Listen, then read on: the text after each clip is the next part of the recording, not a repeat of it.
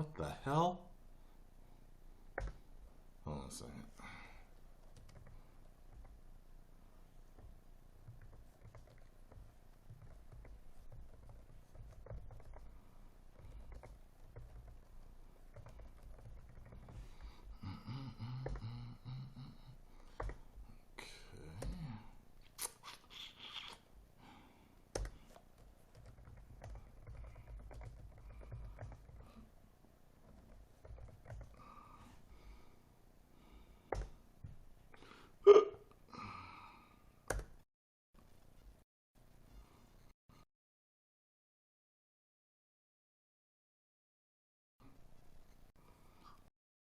Talk a little bit about 9/11. Do some other stuff. Tackle a couple of things in one video.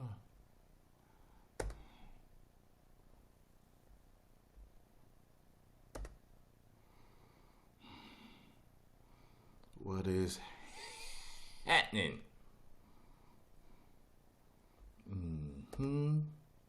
So,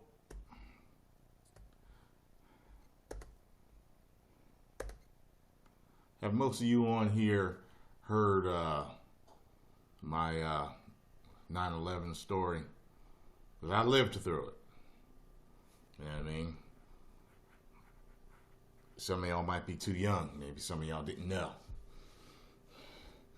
You know, like big thing. My mom was growing up was JFK getting shot.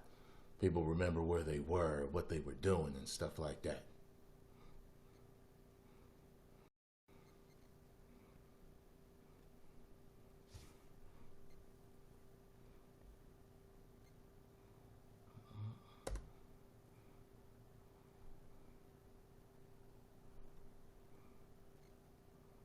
$10 old. A lot of y'all, yeah, that's what I figured. A lot of y'all were young when it happened. Yeah. Yeah, so this is what happened 9/11 for me. This was my story. I have a video out there that talks about it, but I'm talking about it again. For the people that are new to the channel, I ain't seen it. So, it was a day as usual for me.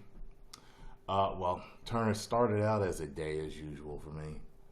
And I woke up, got dressed for work. I was working at Cracker Barrel then. And I was driving a red Integra. Remember that? Red Integra. And I was leaving the house. And it was early in the morning. And I turned the defroster on. But it didn't totally defrost my windows. So as I go to make this right turn on my way to work, I hit the sewer drain, you know, the raised sewer, like that. Busted both tires on the right side of my car. And I was like, oh my God, ain't this a bitch? So, luckily, at the time, I remember I had maybe 1 or 2 credit cards. And I luckily didn't have a balance on this one credit card. And I was like, all right, well, let's go up to this tire joint up here in Beverly, New Jersey. That's where I grew up. That's where I was living. So I went over there. And got there, you know, I told them what was wrong. And I sit down in the waiting room when we're watching the TV, and the Twin Towers are smoking. Like, what's going on here? And they're like, yo, like, Twin Towers attacked. And I was like, there was this strange feeling that came over. I was like, did the planes and me both crash at the same time? And I'm not trying to be funny. I was like, it's just really strange that I go in, and as soon as I get in there, the towers are smoking. I was like, Jesus Christ. Because, you know, it don't take them long to get the choppers and everything in the air. And I was like, that was strange. And I just remember sitting there watching it and not being too fazed by it, though, at the same time. Because there's always crazy shit going on in this world. But still concerned, you know, just like, some more bullshit. Here we go, you know, America getting attacked, and, you know, So I'm watching it, and you know how the news is. The news is always repeating stuff over and over and over again, telling you this happened, telling you that happened, and they keep showing you the same footage over and over and over. Well, at one point, we're watching, and my car is actually almost done. My car is almost done, and we see the first tower fall. And it was just, now no pun intended, there was just like this sinking feeling. I was like, oh my God. It was like scared. It was like true fear. But it was more like end of the world fear. If you ever been raised really strictly religious, as far as Christians go, there are going to be certain things that happen in the world when it's the end times. So that was one of the things I thought. I was like, oh my God, this is probably prophecy. This is probably this is probably that. But people thought the world was going to end when Hitler was running around acting up. You know what I'm saying? So, I thought he was the Antichrist, and, I'm surprised the world's still here. You know what I mean? But I was really religious then, so I was just like, oh my God. And then the second one fell. It was just unbelievable. And I remember thinking to myself, because, I was very religious. Well, time to get back and to do what I got to do, because Armageddon is coming up soon. And I remember talking to a buddy of mine that's also really religious, and he actually is very religious. He's strict, pretty much, for the most part. He goes religiously and all that. And I remember him saying to me, not knowing that I was one of them, but he was like, yeah, when the Twin Towers got hit, a lot of people started coming back. I was like, yeah, they were scared as hell, thinking it was Armageddon about to happen. You know what I mean? So, but after the towers fell, it was just like, Jesus Christ. And I remember getting to work. I had to call work, tell them I was going to be late because I told them what happened. They didn't say anything to me when I called. I don't think they knew. I don't think my boss knew. So when I got in there, everybody's like, oh my God. I was like, yo, this is crazy. You know what I'm saying? And what was his name? I think he's even my friend, Sirkan. Is it Sirkan? Don't confuse it with Shere Khan or whatever. But Shere Khan worked with us. And he was from Middle East. And I can't remember where. But his whole family was in the United States Air Force. And I just remember there was a point, because we were serving breakfast. It was the morning. So I remember seeing a couple of girls talking. They were like, that's so fucked up. What'd they say? Are you serious? Oh my God. And I see Sir Khan come in, and I see one of the girls go to the table to talk to the people. And they were like, yeah, they didn't want him to wait on her. They said the lady was like, I can't have him wait on me. This and that. I was like, man, that really shows you some of that surface level ignorance. It's, it's hiding right below the surface. And when something crazy happens, you really hear it come out. You know what I mean?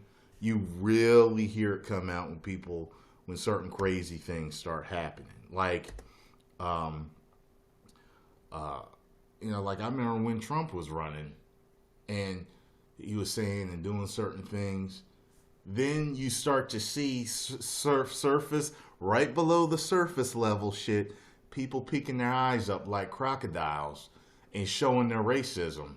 I remember that. I was just like, go ahead. I see the way you talking. I know what you're about to say.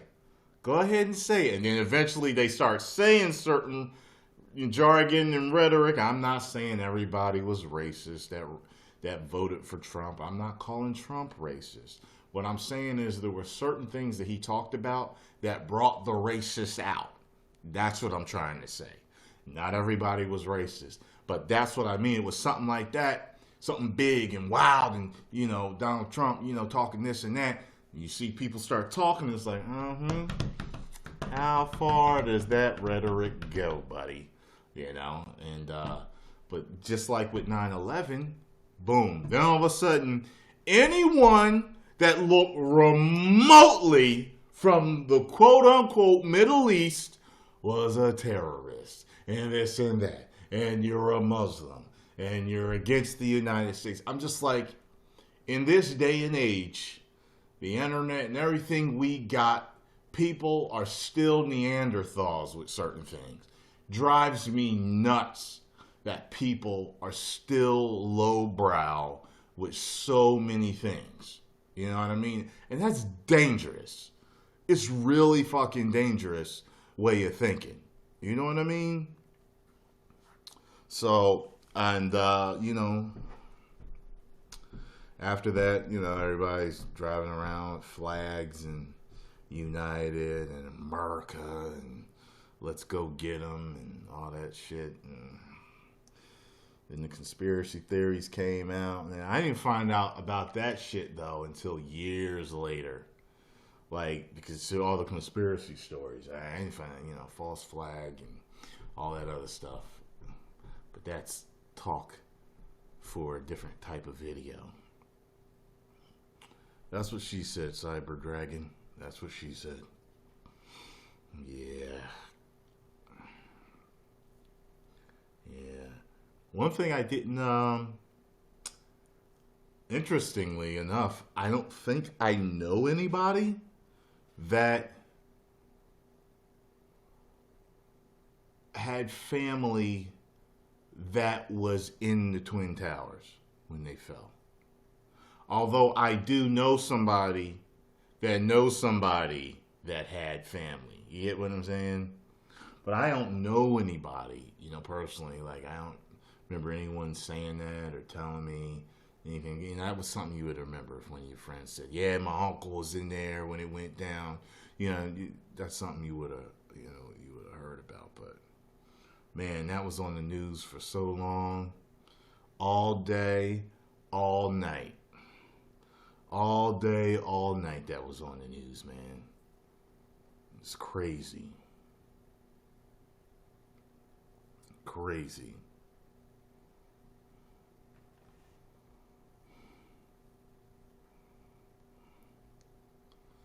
Boom, boom, boom, boom.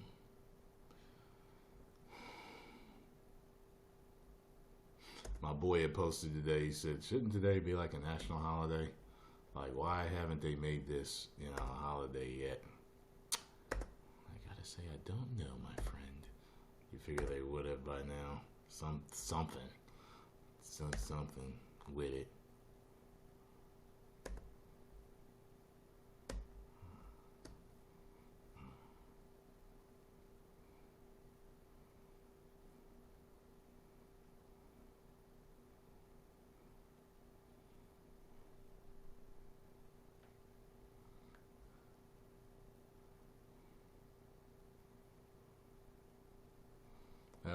Yeah, that third one. That was a doozy how that fell, right?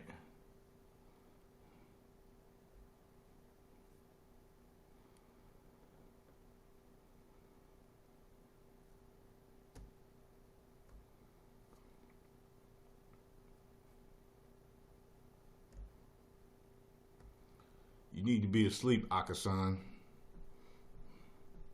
I see you. Thank you to Ron for the tip. Appreciate it. And anybody else that's already tipped.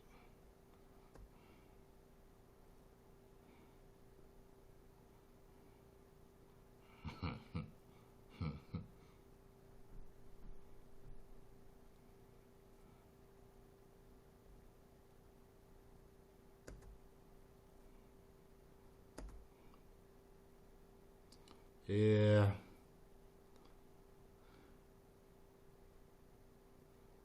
Yeah. Attack on the Pentagon, too.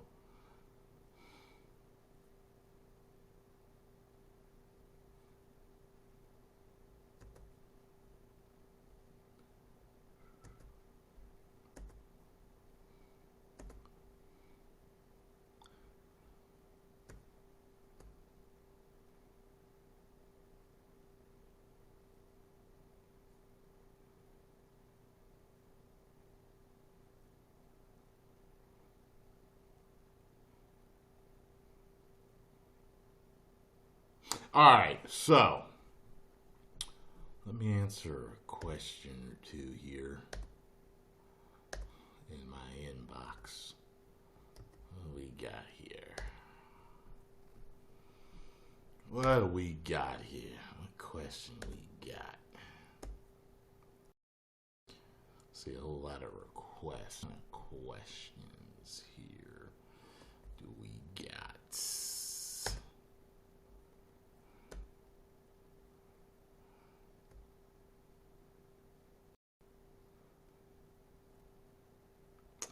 Oh, here's one. I've never gotten this one before.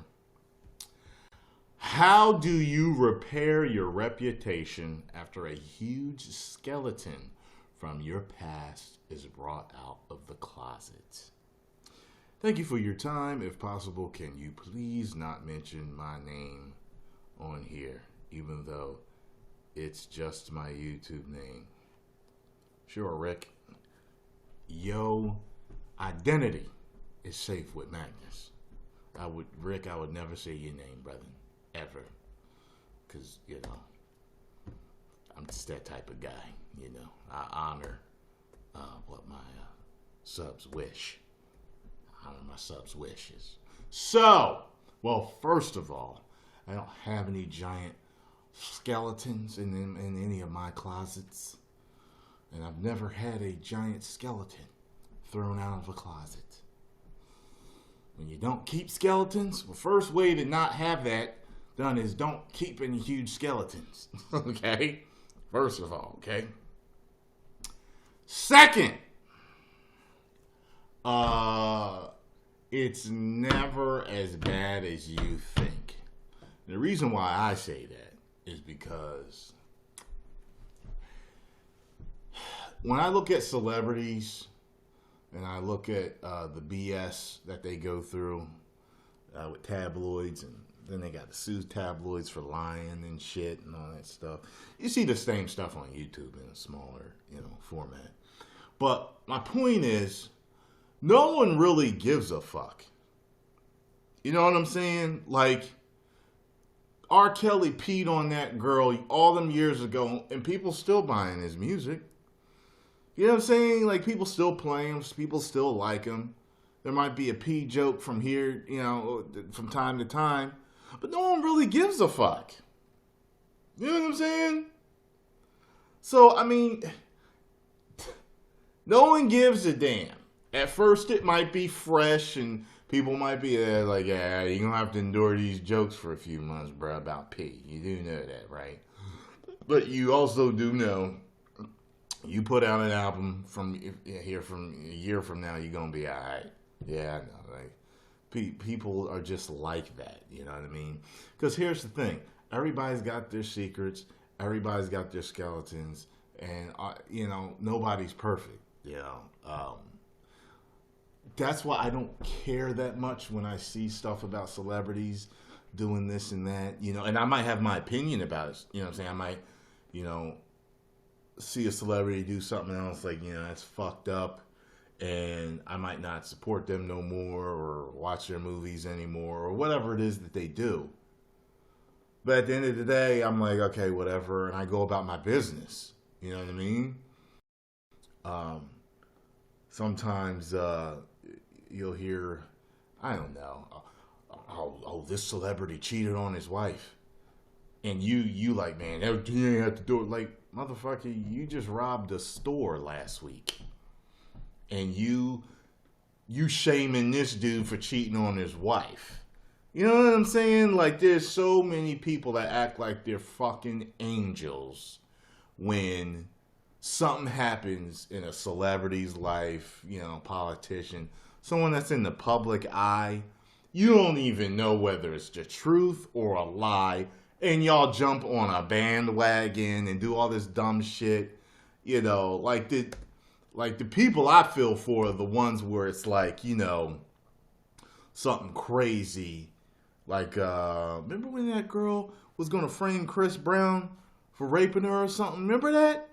And then she got caught, though. But it was like, damn. Because if she had came out and said that he did, even though he didn't, People would have believed it. They would have shamed him. Oh, he hit Rihanna. He probably did rape this chick. And you know what I'm saying? Like, that's what I mean, man. It's just like, and I just like, you know, I remember, I think it was Mike Epps made a joke. He was like, you don't know what that Frankenstein head bitch did to him. You don't know why he hit her. There was a rumor that I had heard where someone was like, yo, she gave him herpes. That's why he swung on her like that. You know, I don't know. You know, I don't know. But, you know, sometimes people have knee-jerk reactions to certain things, you know, that happen in their life, you know. Crimes of passion. People, men and women, have come home and found their spouse fucking somebody else and shot them both dead. You know what I mean? It's that knee-jerk crime of passion reaction when you love somebody. Then there's that thin line that's crossed and then you hate them. I'm not saying it's right. I'm just saying, okay, I see why he might have lost his mind. And nobody's all bad. Well, some people are, but most people aren't all bad, you know. I can think of some exes that I've dated where, you know, a couple of them I might hate their fucking guts, but I know they're not all bad, you know what I mean?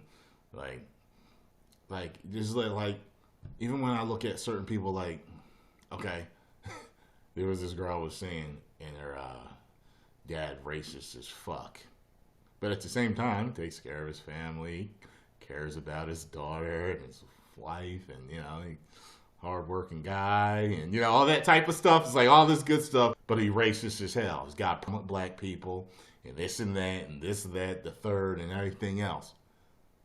Now, is he all bad? No. But that one thing, I have a big issue with. You know?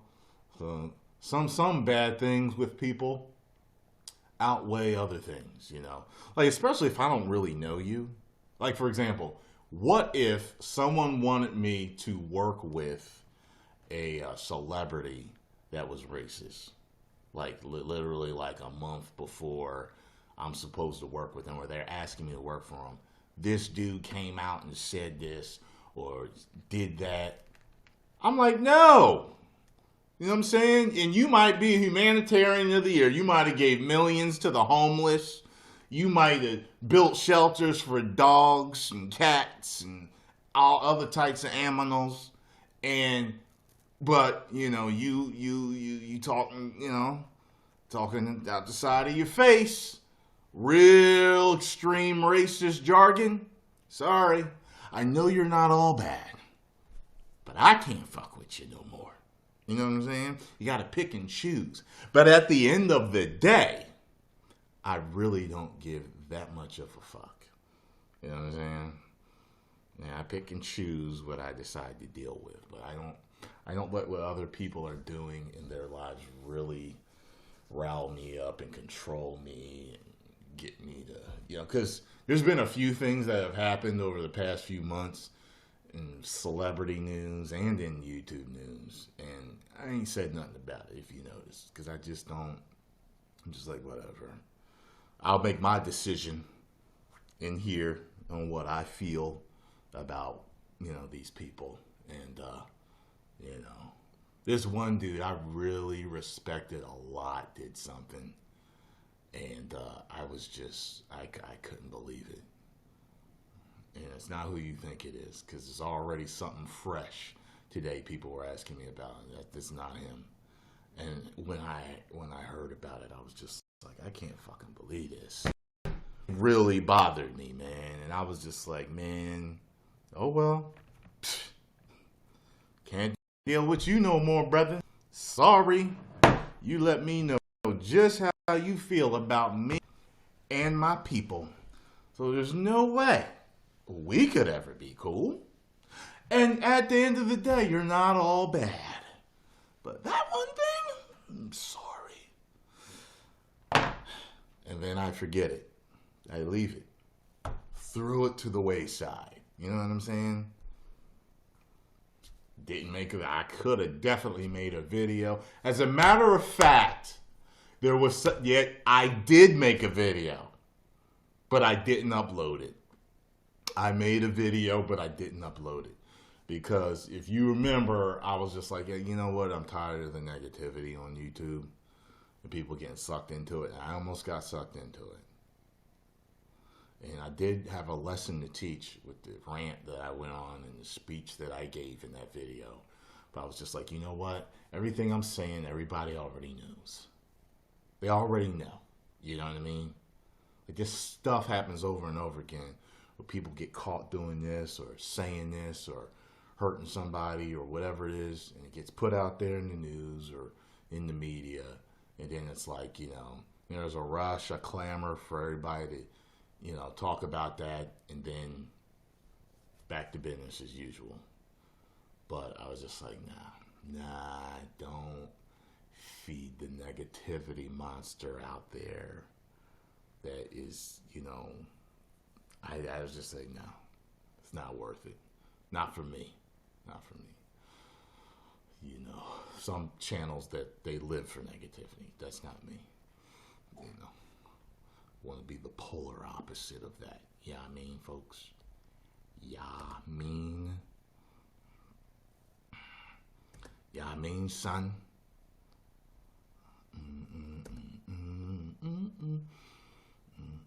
Yeah. How do you deal with a spouse's family? Man, I'll tell you this, man. Figure out if you want to marry that person first. I've dated a couple of girls that I've actually thought of marriage with. And, wait, I don't want to, okay, I would say there's about 3. Nah, there's 4. There's 4 girls that I dated where I actually thought, 5. Because it doesn't always creep into your head. It's creeped into my head in certain instances, okay, in certain levels. So, guys, we all know there's a certain point you get with a girl and you may not mention it because girls get all crazy once you mention marriage, but you may hold it in your head and say, I could end up marrying her. You'll think that to yourself. And then you start to weigh different things. Now, I've always been the type to not care what the family was about. Because it was about me and her happiness. Which is true, to a certain extent. And there was one girl that I dated where I was just like, you know what? I don't want to marry into this piece of fucking shit family. I really don't. I really do not want to marry into them. It's just some of the most stressful bullshit that I've ever dealt with any fucking family in my life. It was almost carbon copy of another a girlfriend that I dealt with. There were 2 girlfriends, okay? 2, where, and one was a black family and one was a white family. And their 2 major issues with me were, I wasn't the same race with them, as them, and I wasn't the same religion as them. One was a black family that had a problem with me because I wasn't light enough. Yeah. And then one family had a problem with me because I was not white. One had a problem with me because I wasn't Baptist.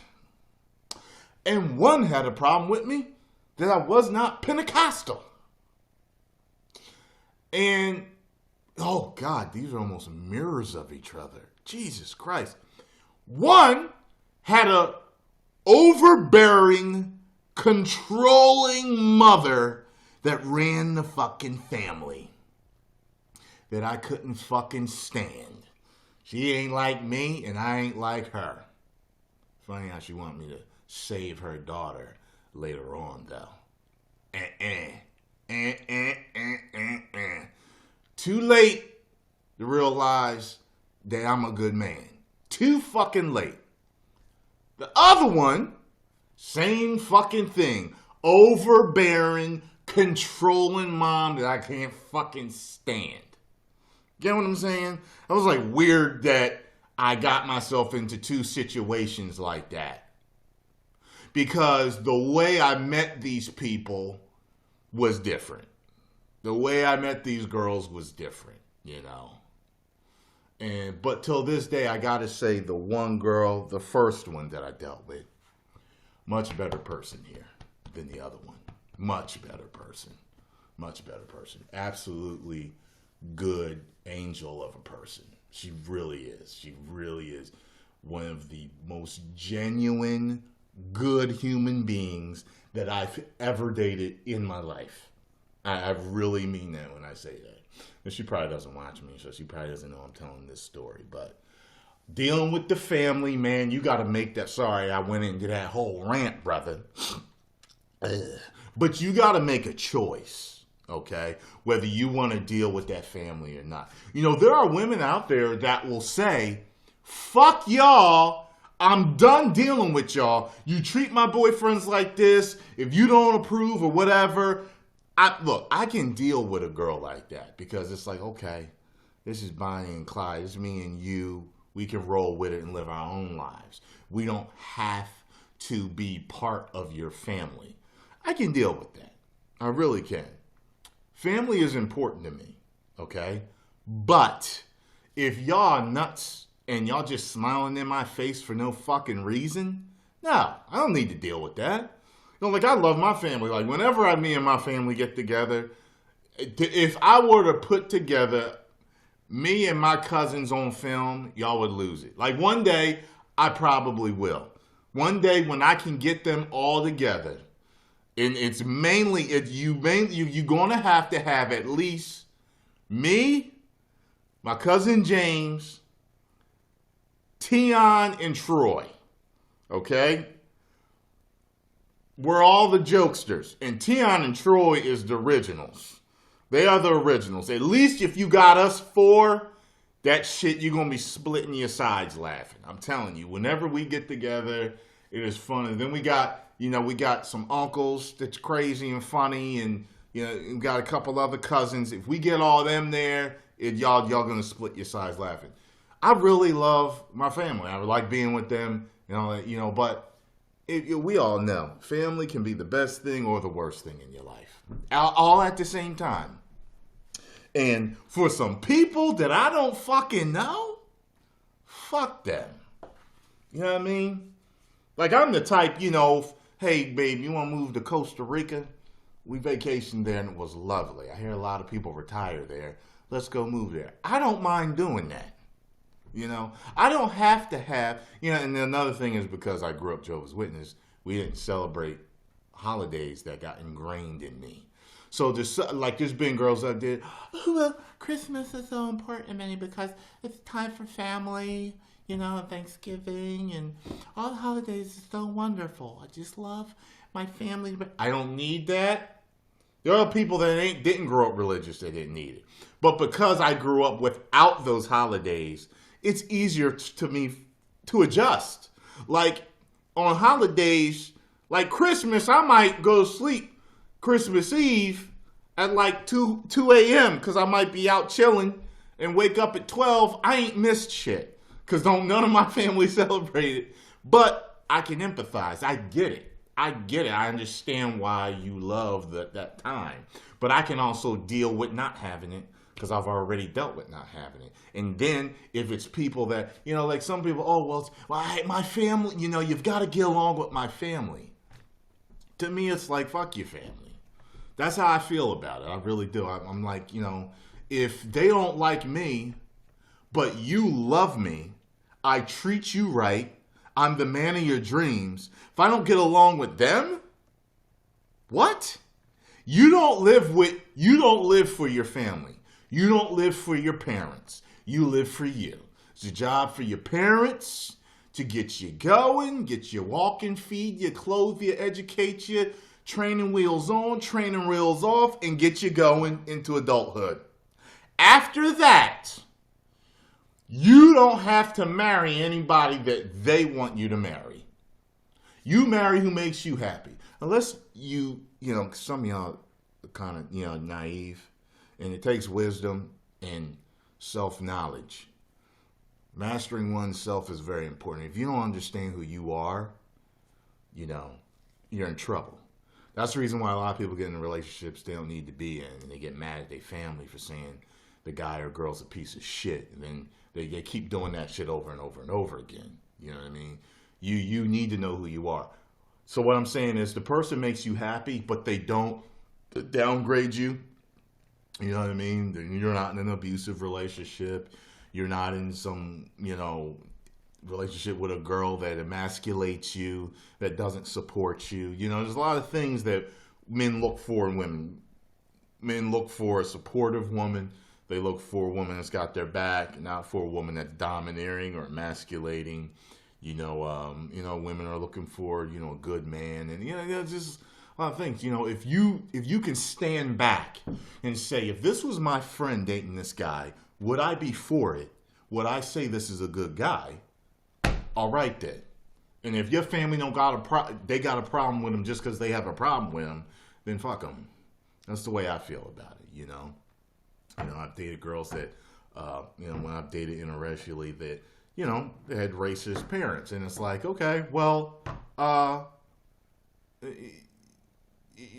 like this one chick, I know it. I know it. This one chick, and it don't make me mad, but it lets me know just how weak she is, mind-wise.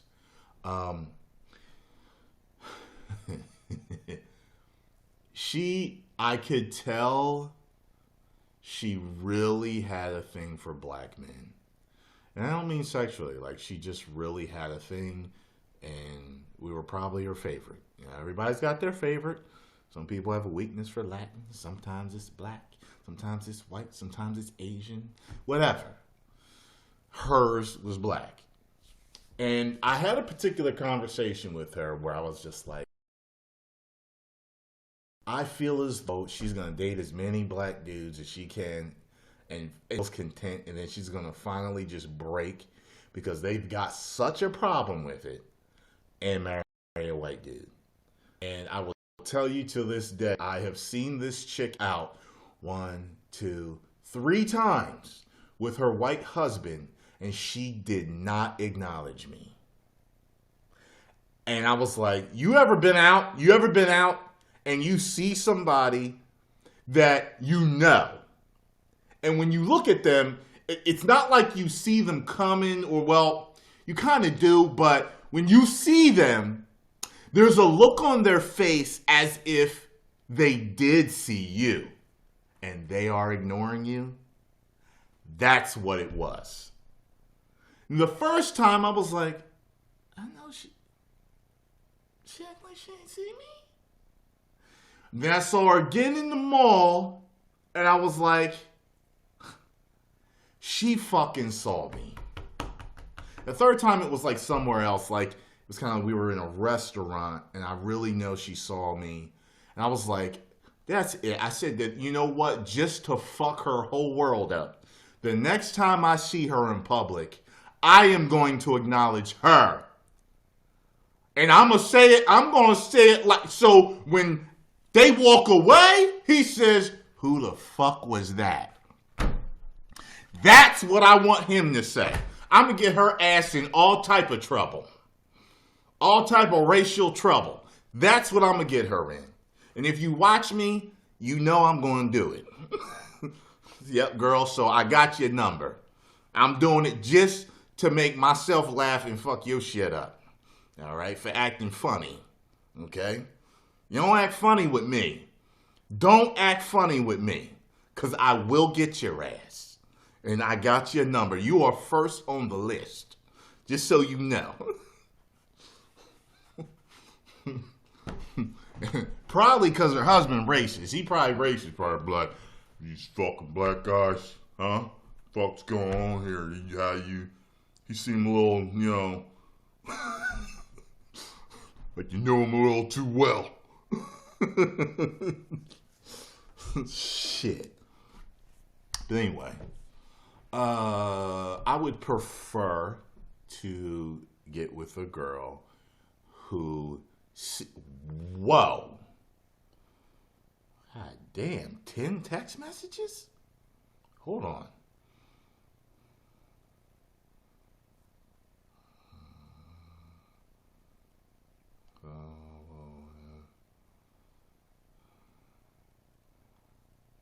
Oh, God.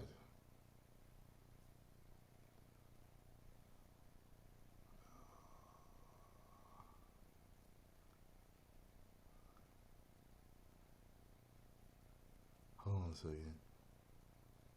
And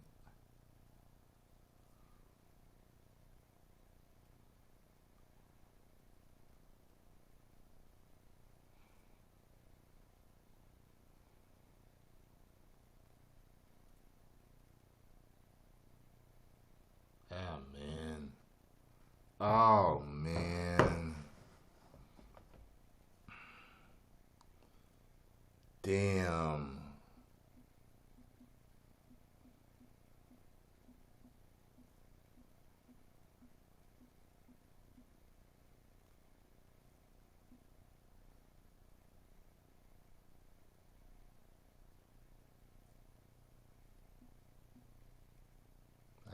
Hold on a second. Man.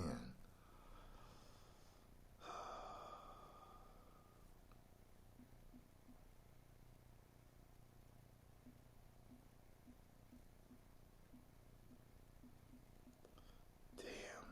My friend just gave me some real bad news. Damn. Fuck, man. It's my friend, what they're dealing with. Oh, man.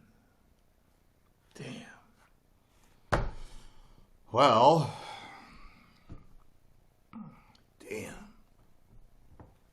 I feel bad for them, man. Fuck. All right. Anybody else have any more questions? Help keep my mind busy. Jeez, I feel bad, man. Damn. You know, it's one of those things where, you know, you want to be there for them, you know. And you know how much you can help, but your presence might help. I asked them, did they want me to come over? I will if I, have to. Man.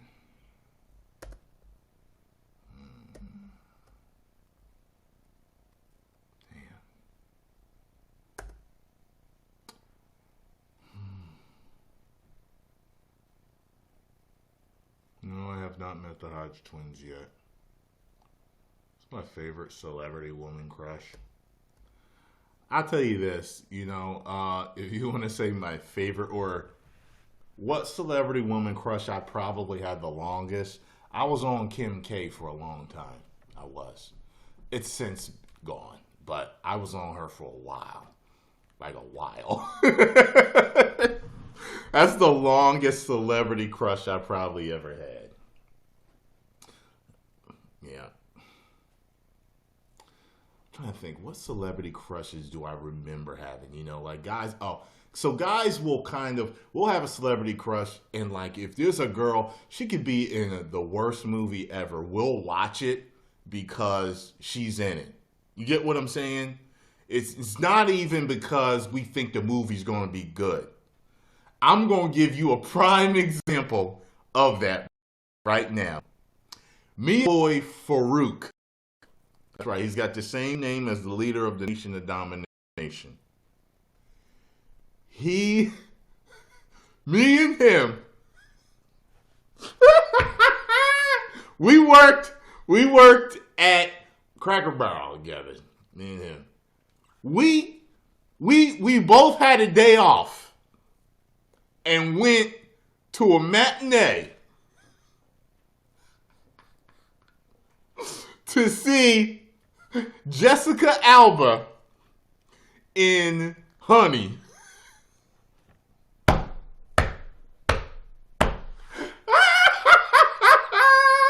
Me and him took off, man. I was like, nigga, what you doing tomorrow? You want to go see Honey? Hell yeah, let's go see it, guys. Me and Kim went to see Honey. We was like, it was just us two and like a couple of girls in there or something like. And Jessica Alba's main move in that movie was this.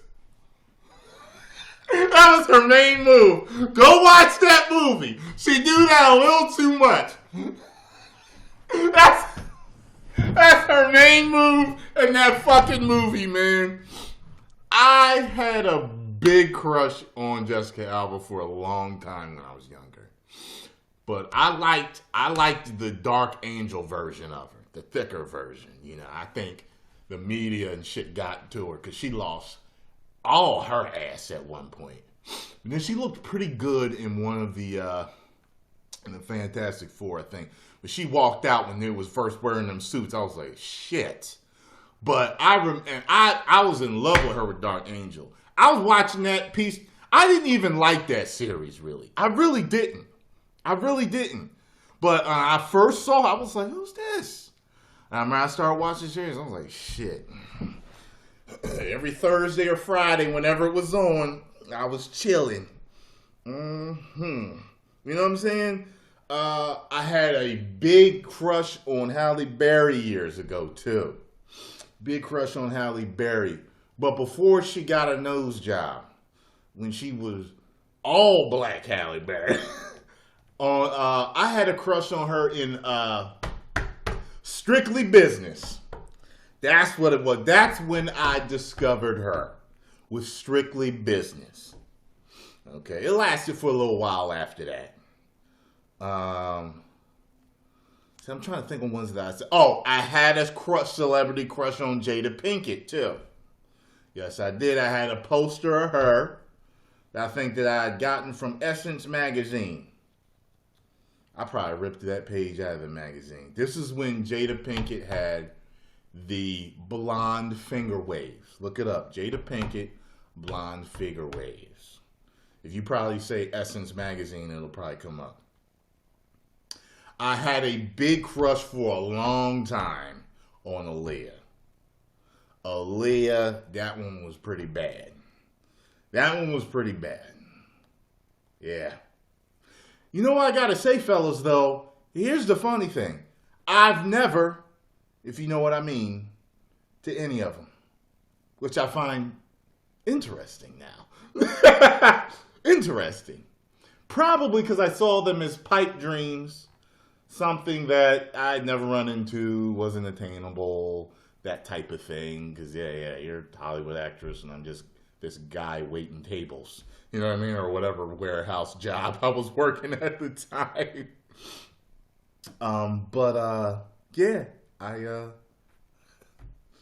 Yeah, look at it. They're all coming out the woodwork now. Yeah, so, yeah. Oh, you know who else I had one on? Catherine Zeta-Jones. I had one on her too. Yeah. Yeah, so we got Kim K, Catherine Zeta-Jones, Aaliyah. We got Halle Berry. Wait, Kim K, Catherine Zeta-Jones, Aaliyah, Halle Berry, Jada Pinkett,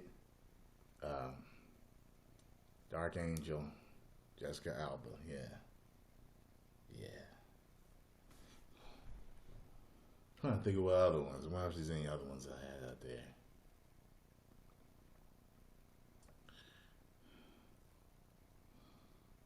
Y'all making me really dig now. Yeah, you making me really dig. Yeah, I didn't have a celebrity crush on Trish Stratus. I knew who Trish Stratus was before she started wrestling because she was in she was a fitness model, and she was in this muscle mag that I had that was thick as hell. Y'all know Muscle Mag used to put out, thank you for the tips, people. I appreciate it. I see all the bars coming through. Thank you very much. Aaron, don't come up to me saying you my son, okay? Aaron Magnus. All right, so, and I remember seeing, the Comcast cable motherfuckers stole my muscle mag out of my room.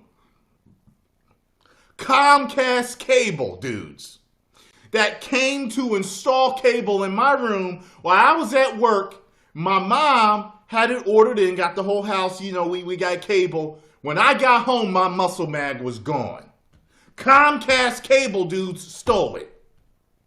She was in it with a bunch of others and thongs and everything. Ain't that some bullshit?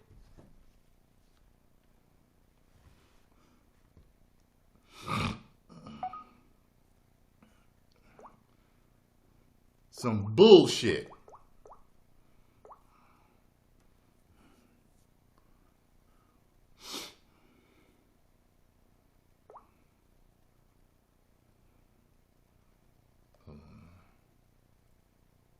Punk motherfuckers.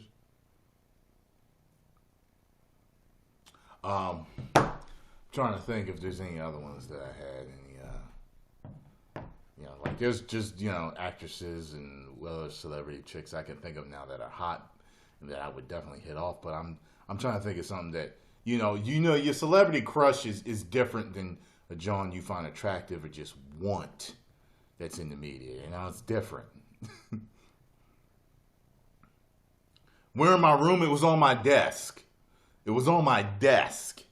But you had to see the way, like, the room was set up. Like, there was this huge double dresser that my mom had given me.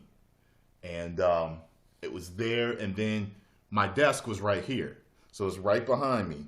So my big dresser is there. It had a TV on it, a stereo and shit like that. And my bed was, like, right here. You know what I'm saying? I had a closet over here. And I got home, I couldn't find it. I was like, I know I left it right there. I was like, this motherfucker stole it. And I couldn't go get the issue again because it was gone. You know what I mean? It was done. Because I remember I went to the store looking for it. I was like, man, I just had to buy it again and it wasn't there. I was pissed.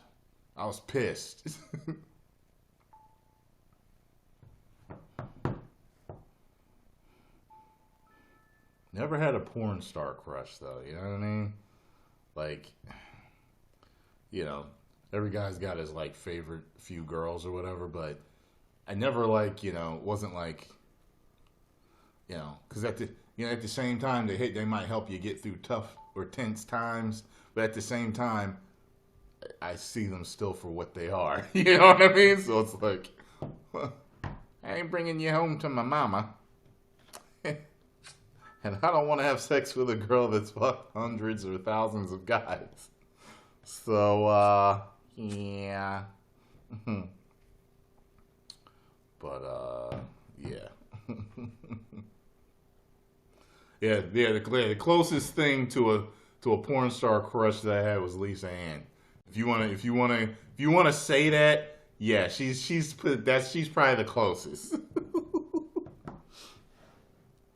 I got a family member that swears he did Kelly Divine.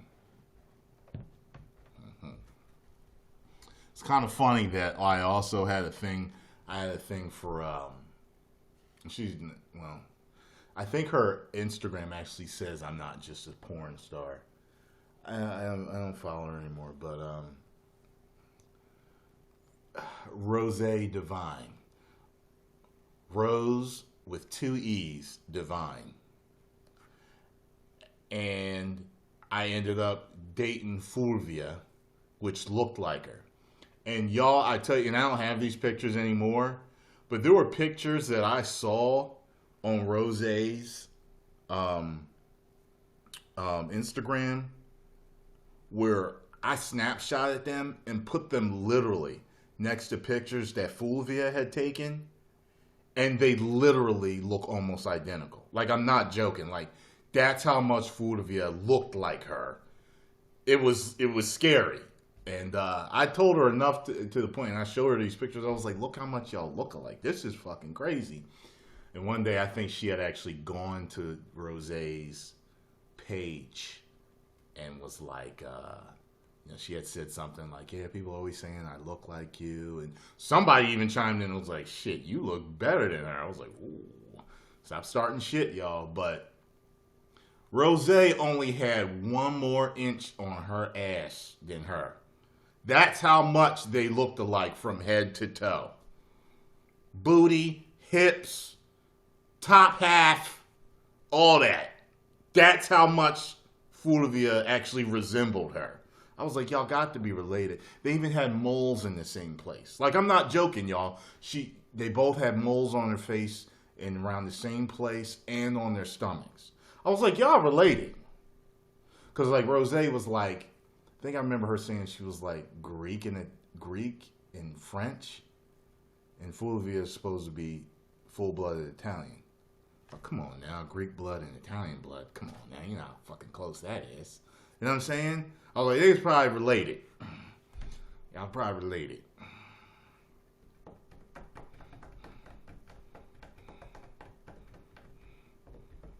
Yeah.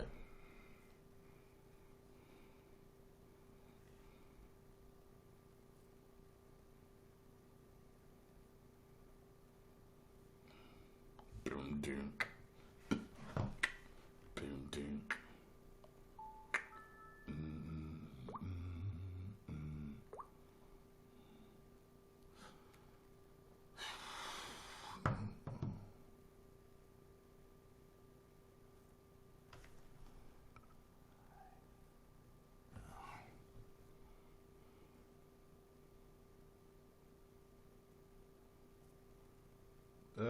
No, I don't have a twins fantasy. No. Nah. Would I, though? Yeah. No, I'm not going to sit here and act like I wouldn't.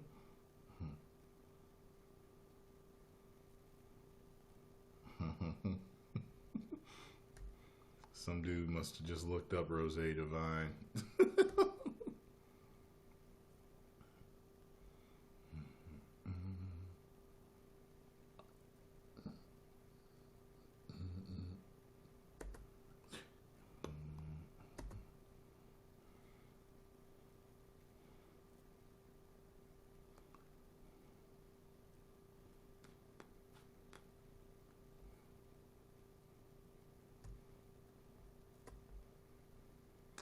If you could travel back in time, where would I go?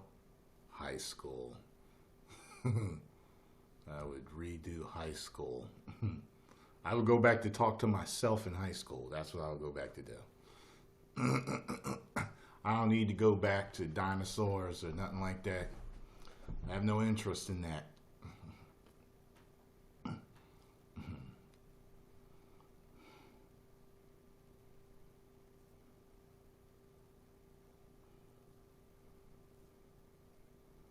Have I ever had a crush on a teacher?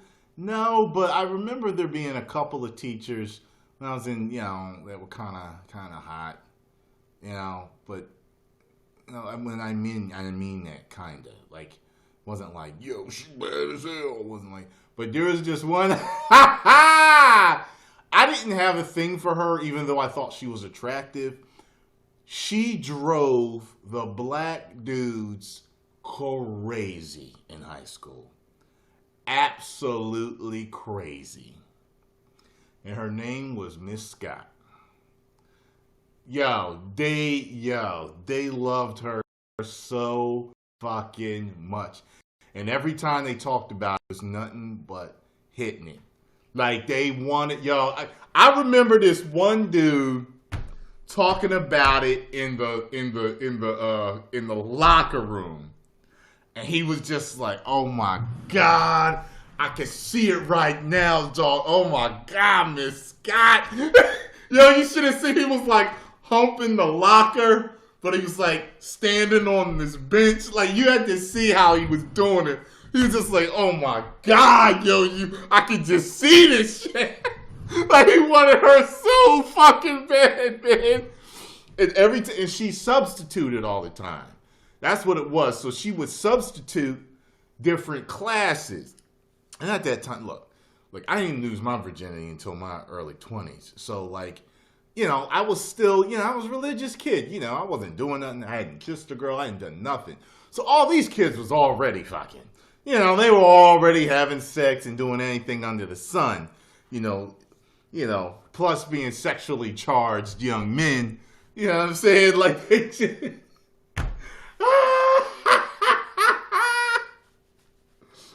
Oh man. Oh man. I see her every once in a while. I'll see her from time to time. I will see her from time to time, you know. It's so funny. And then she ended up having a sister named Lori that also, I think, substituted. But she also, I think, taught the cheer team, too, at one point. And they were they looked alike, but they were different type of bodies. So Lori was slender, while Miss Scott was real thick. So, and then, you know, when Lori started working, the dudes, yo, she got a sister working here. You ain't seen her yet, cuz? Yo, losing it. Losing. Never heard any white dudes talking about them. The black guys loved them. Absolutely loved them. It was one of them families, because I think I ended up seeing a couple of pictures, you know, because I knew some. I actually in the same grade with one of their nieces, and I knew another one of their nieces, I think. And I think I saw some family pictures. It was one of those families where, like, a lot of the women are attractive. You know what I'm saying? Like, you don't see that a lot. And you know, there's, you know, guys know what I'm talking about. Every once in a while, you'll run into a family where you'll go to a wedding or you'll go to a cookout or whatever it is, and you're like, yo, like, all the fucking women on this side of the family look good. They're all fucking good looking. Like, you know, you don't see that a lot. You don't. You know? So, it was one of them.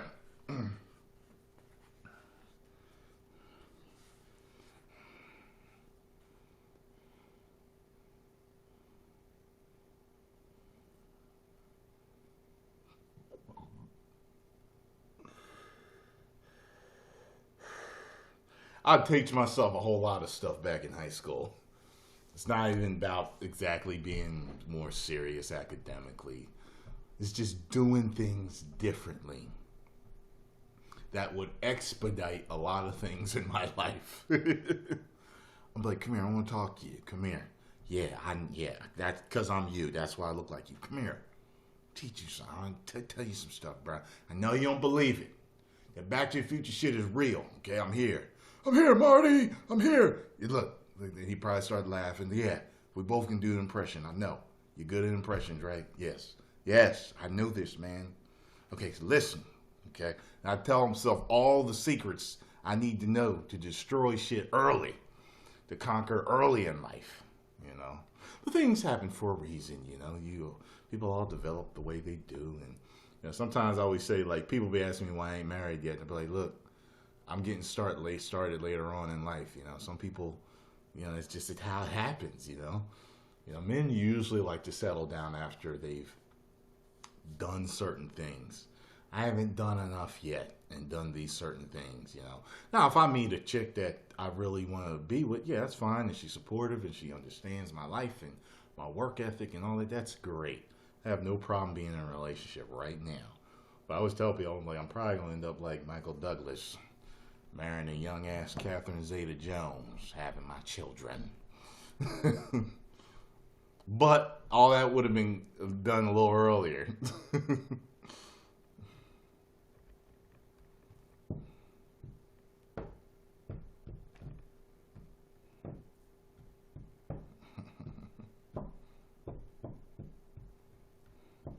So Joe Weller and KSI are really going to fight.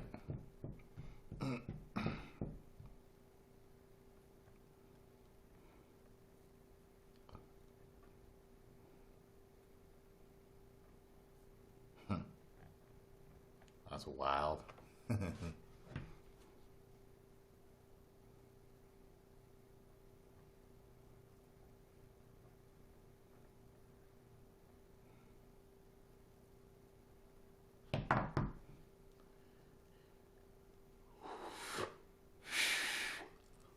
Oh, God.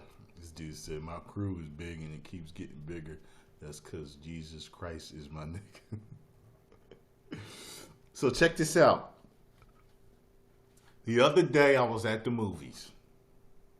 Okay, when I went to see It. About to walk up in the movies. I go up in there and I already got my ticket or whatever. So I decided to get me like some chicken fingers or whatever. And the girl that was, serving me, she goes, "Can I tell you something?" And I was like, yeah, what's up? I thought she was going to say, I watch your videos, because that, it happens enough now, to the point where sometimes when people stop me, that's what I'm expecting to hear. And the majority of the time, that's what it is. But she's like, "Can I say something? Can I tell you something?" And I was like, "Yeah." And she was like, "Jesus loves you." And I was like, "I've heard that before." She was like, "He really does." I was like, "Thank you. Go get my food, motherfucker."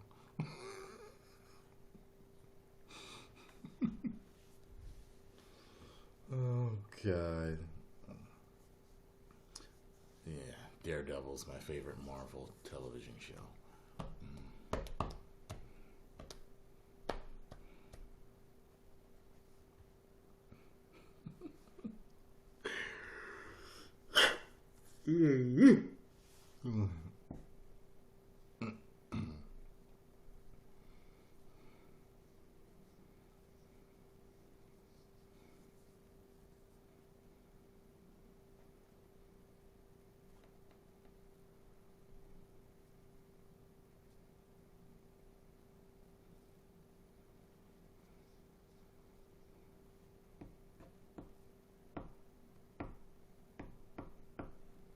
When is the new season of Walking Dead coming out?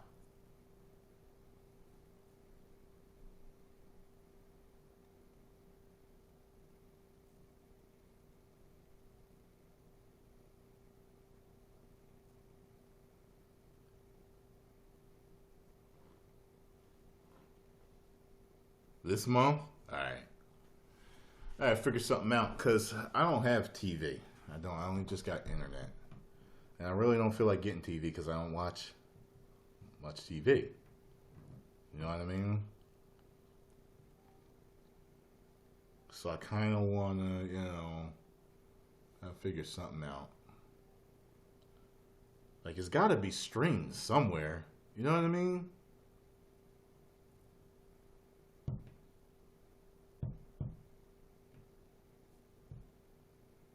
So it's October is when it comes out.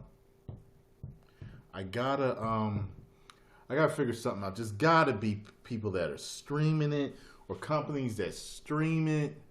Does AMC stream it? You know what I mean? Like, I don't want to have to get cable just to watch, The Walking Dead.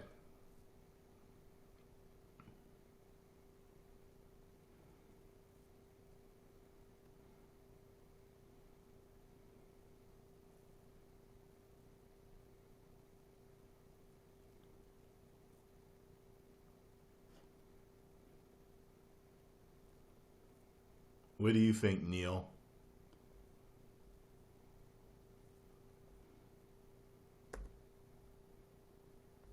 Really, bruh? What do you think?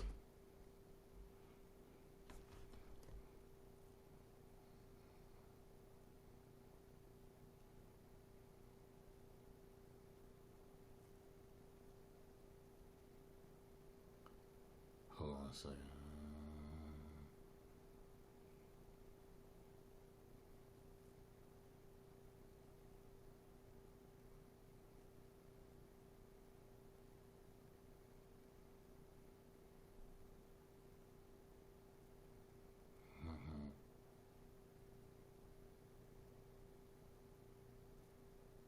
Hold on. Damn, I'm trying to. Alright, whatever.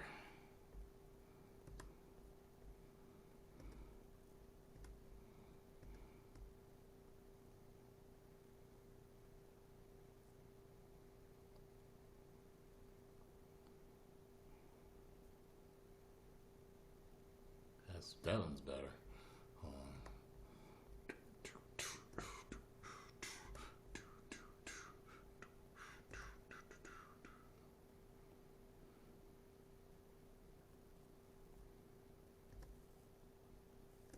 There we go. Perfect. Perfect. That was perfect. Perfect.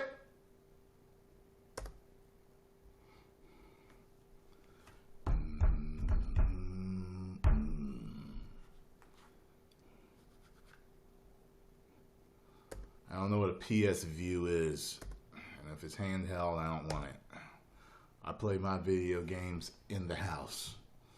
I do not want any handheld video games. There's no need for that. I've never, even back when Game Boy was out, I never had a Game Boy, never wanted one. They were always cheap knockoffs of the real thing to me. That's why I never wanted them. Like a real Nintendo, or a real Sega Master System, or a real PlayStation, or whatever have you. I never wanted a handheld video game, ever.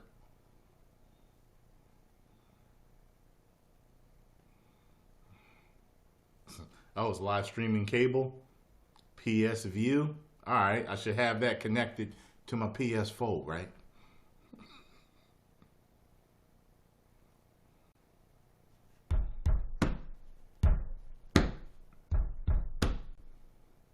Cool. I'll see if they are streaming The Walking Dead.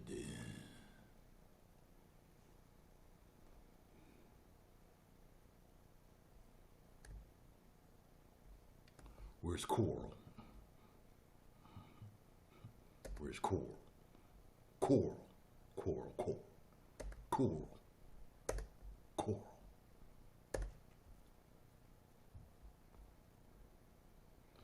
Rick be busting all types of nuts with Michonne, man.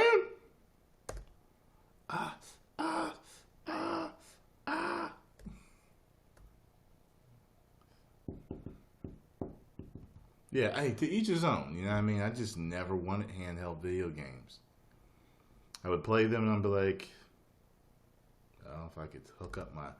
You know, I remember when guys were, you know, customizing cars, and sometimes you'd go places and you would see they'd be like, yo, he got his fucking Sega Genesis in there. Yo, he got his Super Nintendo in his car. That's what I'm talking. Like, yeah, I'm down with that, you know. I sit in the passenger seat while you drive and I play PlayStation or something, you know what I mean? I'm good with that.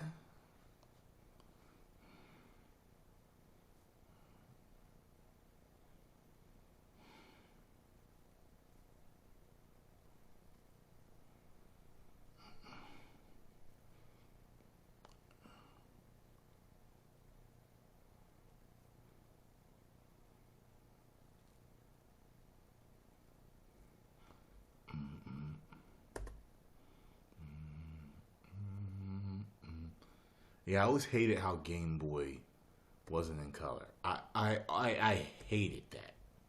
I really hated that. What was the Sega system that was handheld that was color? What was that called? Do y'all remember?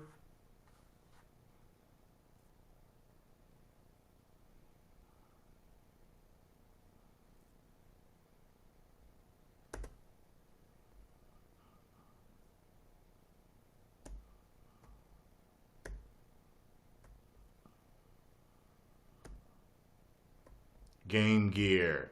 Ah, yes. Game Gear. Yes, Game Gear.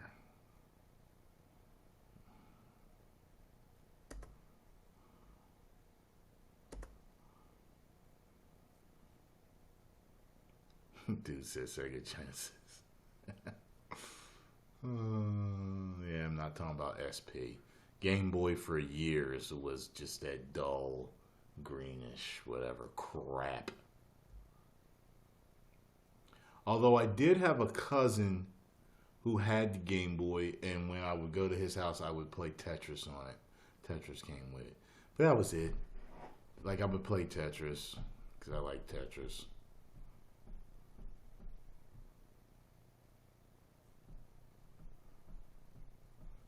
I don't have a favorite video game. But if you want to talk about a game that influenced me the most of an era, it was probably Street Fighter 2 for Super Nintendo. I mean, I was already hooked on games like Mario. You know what I mean? Like, Mario was my man. Mario, that was my man. After Mario, I remember Ninja Gaiden being a big thing. Like, where I thought the game was just so fucking cool. My favorite games, were the Mario games. I love the Mega Man games, Ninja Gaiden, when they first came out. Stuff like that.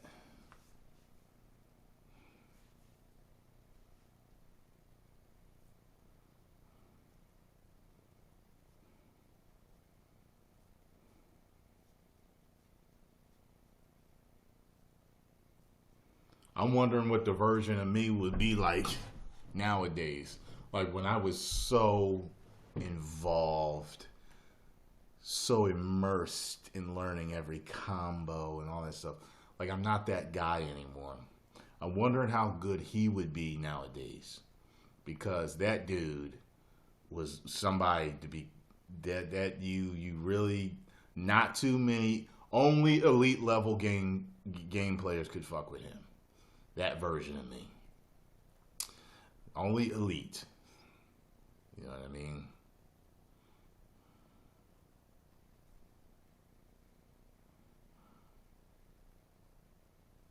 Nowadays, I'll never brag about. I almost don't have the time to become that good. You get what I'm saying? You get what I'm saying? Like, for example, all the videos that I do and, the acting projects and voiceover projects and all these other things I'm getting into. I don't have time to actually study a fighting game to the point where I become an elite master at it. I don't. I just don't. You know what I mean?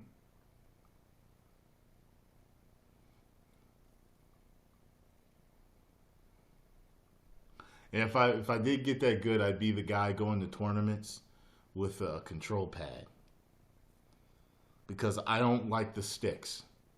A lot of guys bring a stick, and I heard about a guy winning a tournament or something like that with a control pad.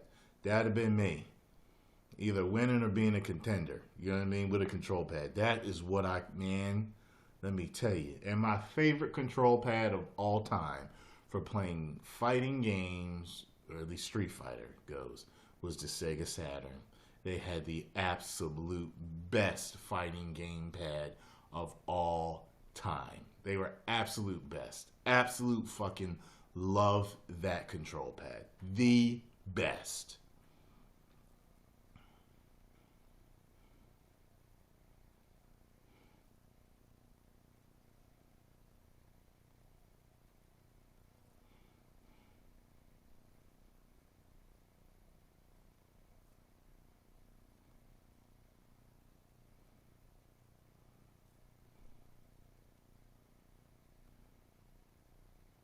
Yeah, y'all talking about shit that was on.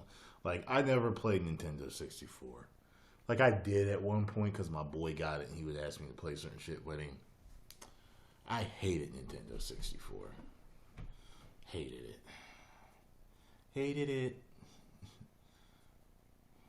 I was pissed off because they were supposed to be CD based. And I knew there were only certain things they could do. If it was CD based, there was more things that they could do with it. And I knew that when they announced it was going to be cartridge based, there were games that I wanted in particular that they just weren't going to be able to do. And I was so fucking pissed at that. So pissed.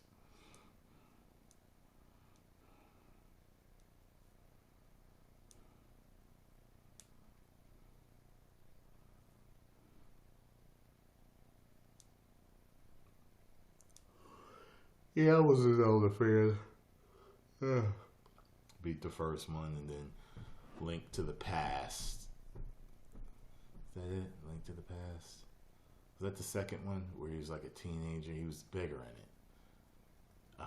That one. I remember that one. And then Super Nintendo had a couple, or Super Zelda or whatever. I mean, Super Nintendo, everything was super.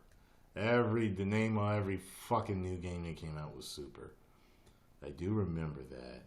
And I remember playing and beating that and having fun with that game. But like when GameCube eventually came out, I didn't buy it. Like, when GameCube and PlayStation 2 and Dreamcast all came out, stuff like that, I just started to not really care about gaming that much. I remember that. I didn't give a fuck that much. Although I played Sega Saturn and PlayStation. By the time PlayStation 2 and GameCube, I didn't play shit. I think like my only game for GameCube was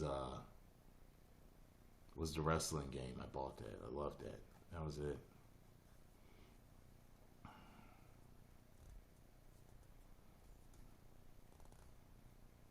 Oh yeah, loved Mike Tyson's Punch Out.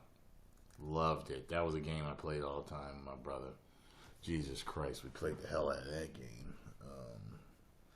That I didn't get into Metroid until later, but I remember borrowing Metroid from a friend and loving Metroid.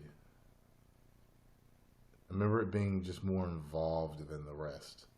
You know? All the different weapons you had to get and powers you had to get. You know, so I loved playing Super Metroid when that first came out. It said Mega Man. Mortal Kombat 2 was the shit. Yes, it was the shit.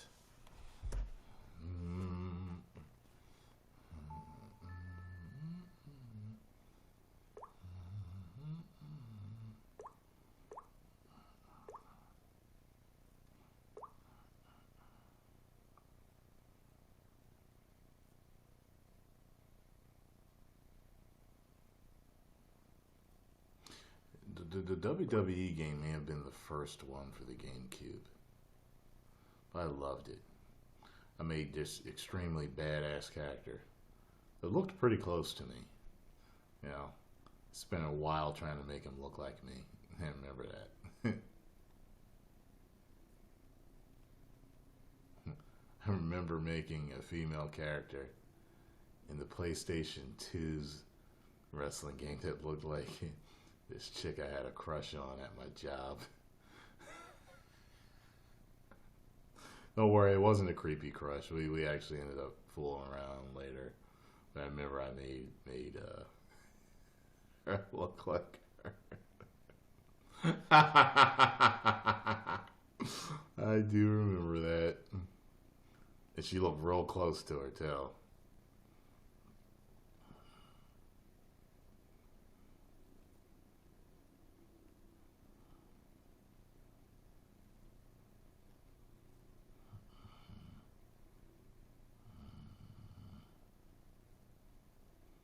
Yeah, I did play. Uh, there was a game for, what was that called? There was a game for Nintendo. My boy had, and he also let me borrow that. What was that called? What was that called? Nintendo racing game. Games frequently mentioned on the web include My Sims Racing, Excitebike, Super Mario Kart, and others. Rad Racer. Rad Racer. Rad Racer. Yep, I remember playing Rad Racer after he let me borrow it. I think I ended up beating it because he couldn't. He told me there was a particular level he couldn't get past. He knew I was really good. So I was like, maybe I can do it. I never played Excitebike. I remember playing Excitebike maybe at the game store, when it was on display, but I never had Excitebike. Never, ever liked Mario Kart. I thought it was stupid. I always thought Mario Kart was stupid. It's not funny to me. It's not fun to me. I'm more of a serious racer. Yeah, I am. I'm just more of a serious racer. Banana peels and Koopa shells and all that shit's stupid to me. It just doesn't work for me. But I absolutely loved Ridge Racer. Absolutely loved Ridge Racer. Yep. Loved Ridge Racer for PlayStation. Yep. And I can remember that in Ridge Racer, if you did real good, there was a point where you would run into a black Diablo. And I remember them saying the best way to beat the Diablo is to use the yellow sports car, because its acceleration was really fast. There was a green one whose top speed was faster, but if you fucked up, the Diablo would pass you like that. So I can remember using the yellow sports car, I can't remember what it was, to beat the Diablo. I remember that. And I remember you had to run the course perfect. Perfect! You had to run it perfect. Perfect. You win. Perfect. You had to do it perfect. And, like, if you even hit the wall, if you gave him any room, he would get past you. I can remember cutting him off a few times. I remember I loved that game. I loved the soundtrack for it, too.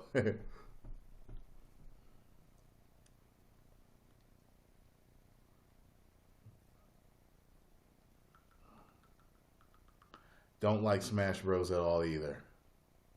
Don't like it at all. I don't play any Nintendo games. I haven't played any Nintendo games literally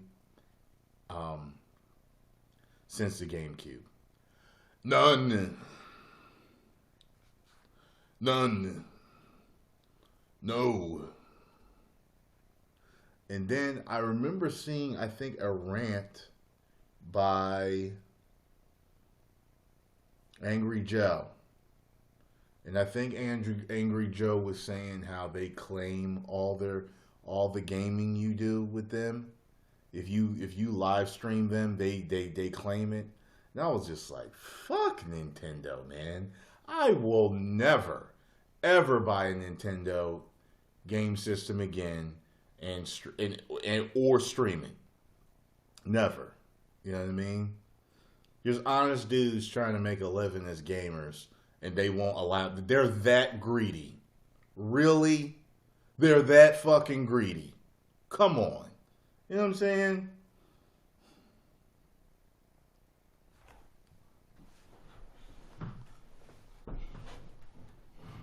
Are they still like that? Because if they're not like that, I'll stream them.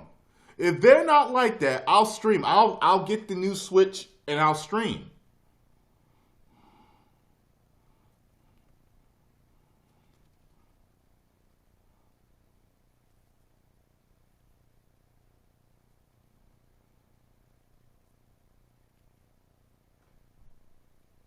So Nintendo lets you stream now.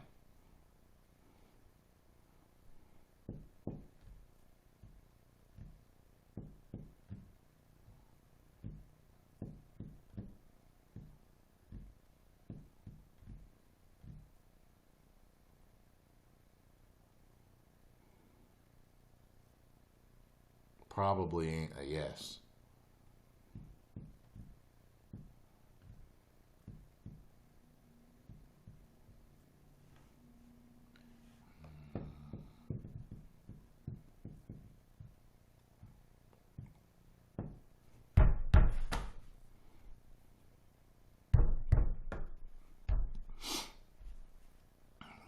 That's right. That's right, Calderas. I am immortal. I have found the key to immortality. I will be here when you are gone. I will see empires rise and empires fall. And I will see the 13th reboot of Superman movie. That's right. And the 18th reboot of The Dark Knight. I will see it all. While you all are worm food.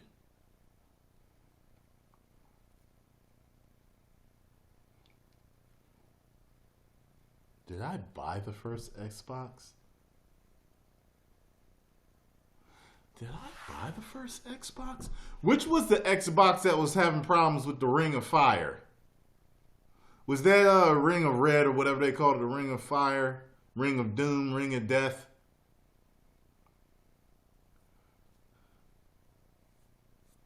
Was that the 360? That's what I ended up getting. And yes, The ring of death happened to me. Yes. I was so pissed. So pissed.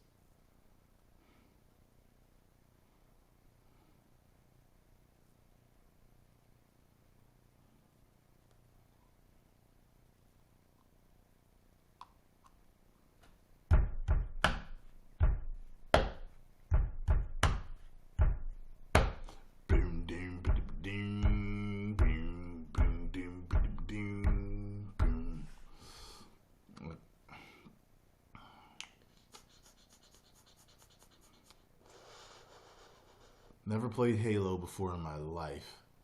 I got a buddy, Iva. Iva was like a 5-star general or something like that with Halo. He was like a badass in that. He told me he would jump online and people would be like, "Oh, impossible!"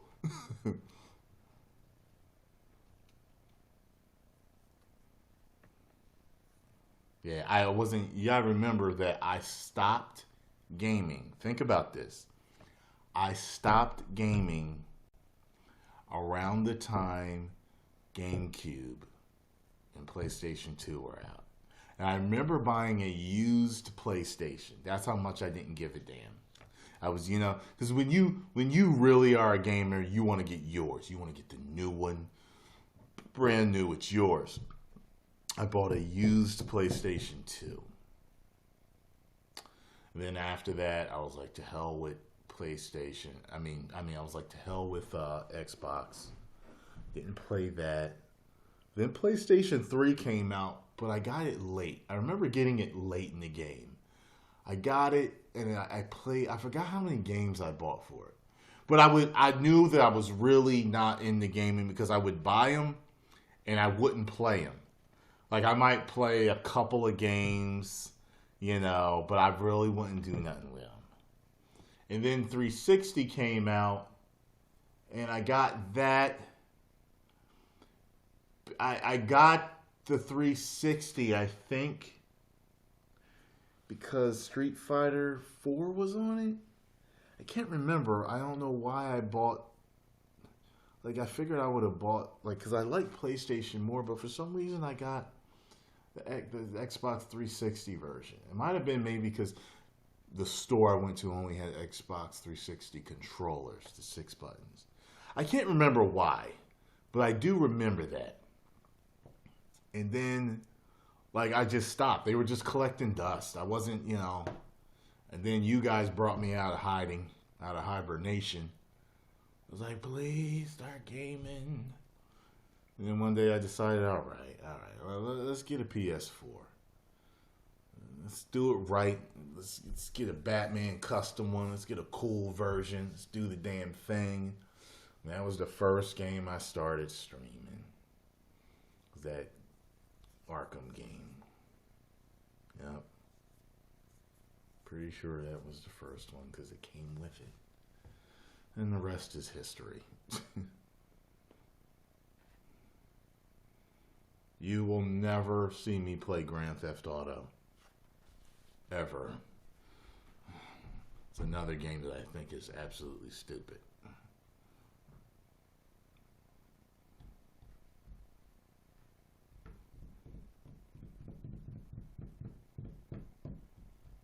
Come, son of Jor-El, kneel before Zod!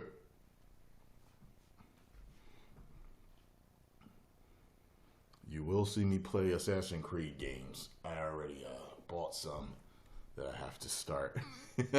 Not telling you which ones, but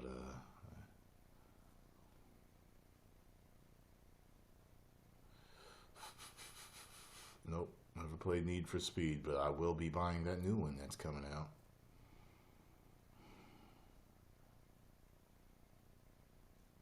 Oh yeah. Y'all can go see me do the Arkham Knight unboxing, because I did an unboxing video, Forgot all about that.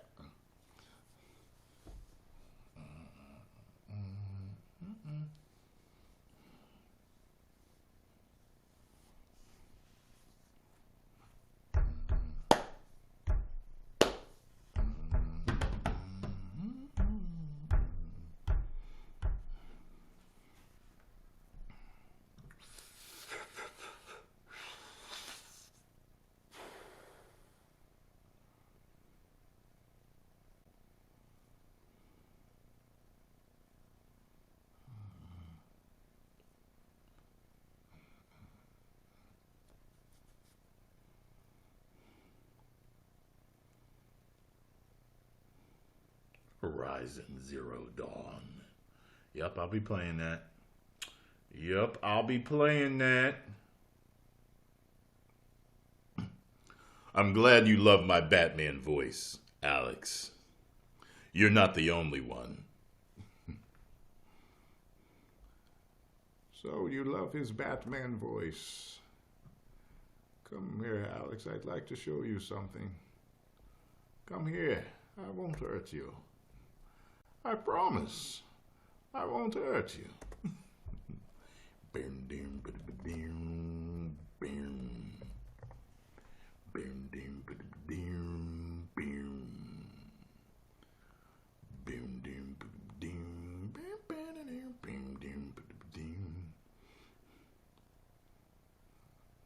Come together right now.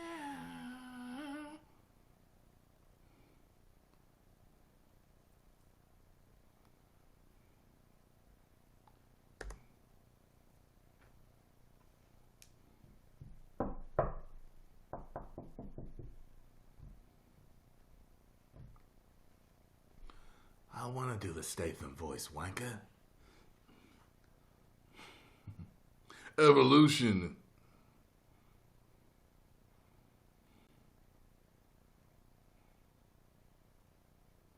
All right, excited for episode 8 of what?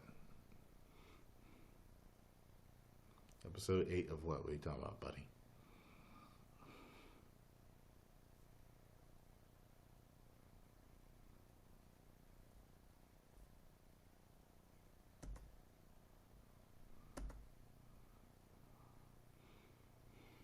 Greetings from India.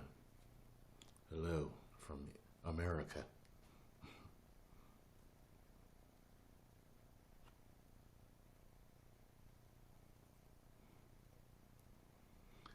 You merely adopted the dark.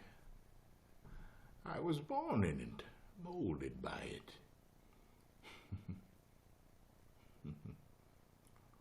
Oh. You think darkness is your ally. I was born in it, molded by it.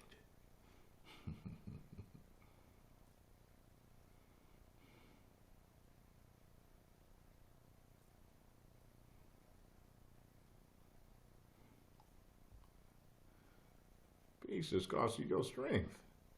Victory has defeated you. You fight like a younger man. With nothing held back. Admirable.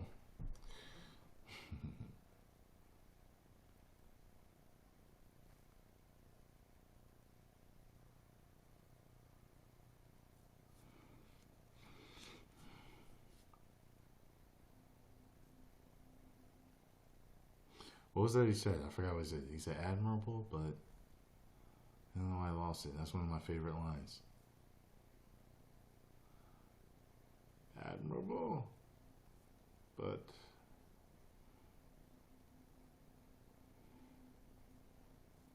you fight like a younger man, with nothing held back.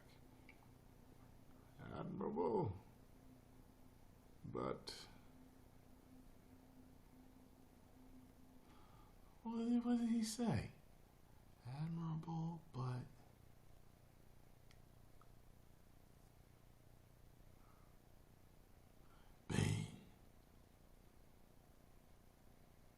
can't remember. And ain't none of y'all helping me. Yes! Admirable, but mistaken. Thank you, Mr. Bob Trillin 6787.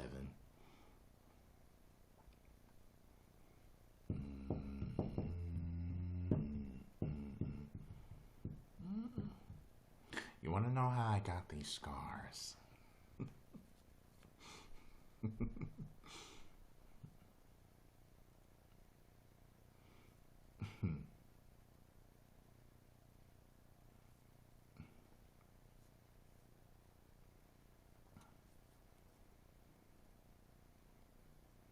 I can tell you, I can't do.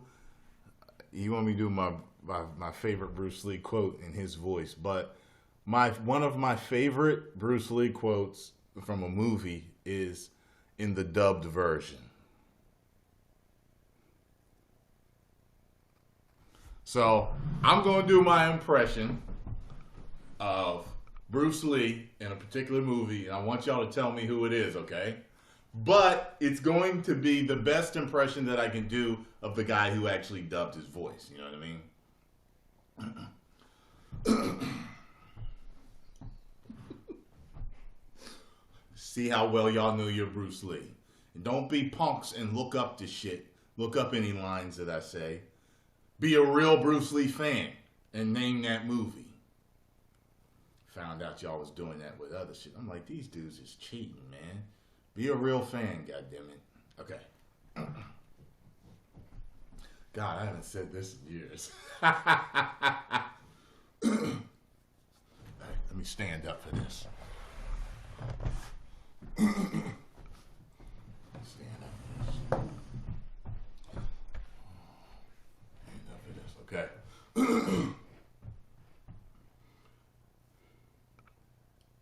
I have come here to avenge my teacher. This doesn't concern you. I'll allow you to leave.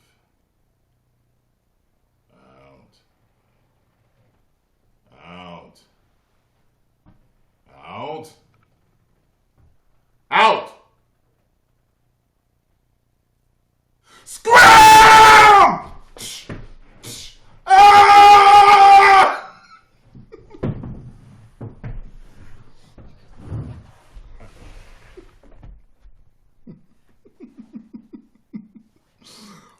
What movie was that, though?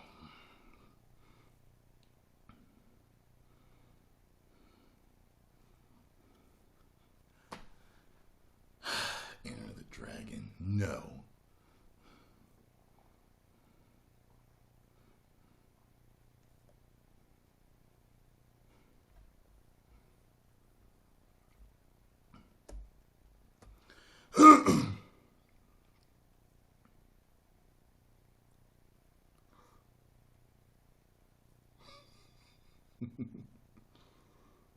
Way of the Dragon. You guys suck. Jody, I think you're the first one to get it right. Chinese Connection, yes. All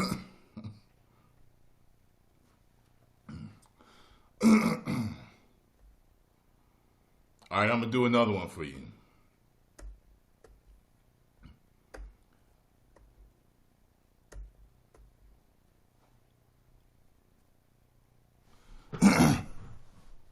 Feng Shore, come out. Feng Shore, come out! Where's that from?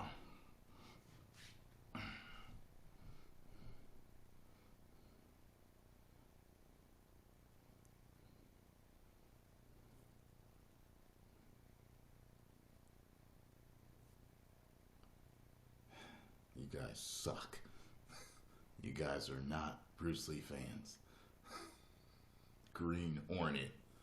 You should be ashamed of yourself, Lewis, even asking me that. Aren't you the one that asked me to do the question? Asked me the question originally?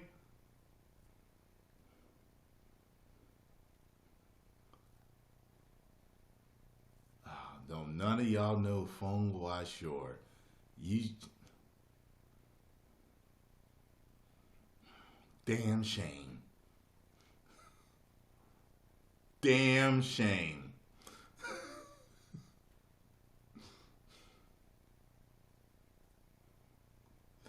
Let me see here.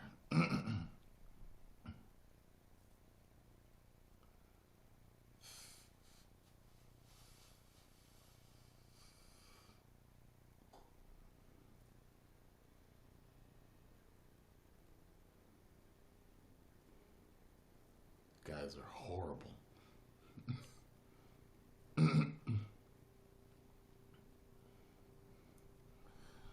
My style? You could call it the art of fighting without fighting. I could teach you. We could take that boat on that island.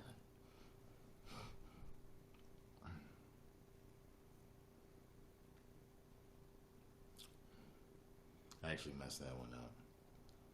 But y'all should know that one.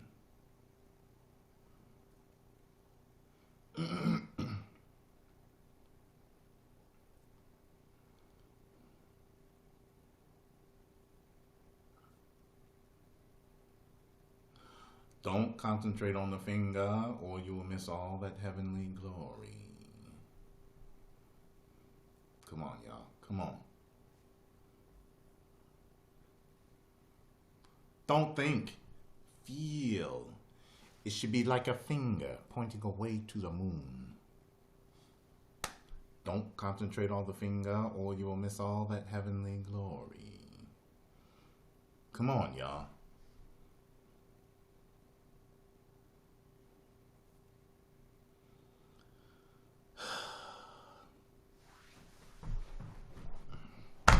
This is horrible. Lewis, go to your room, man. No internet. Go to your fucking room, man. No internet. Okay? Your job is to pull out all your dad's old VHS Bruce Lee movies and watch them all back to back 5 times each. Okay? Ask me that damn question. Don't know the shit.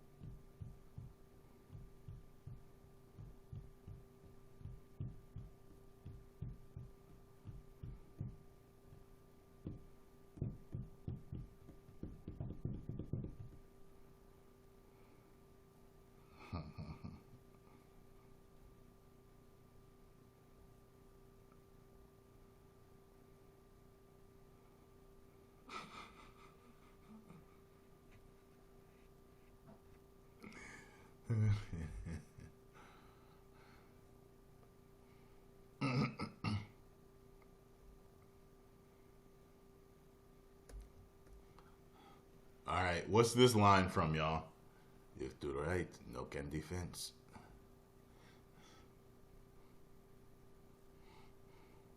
If do right, no can defense.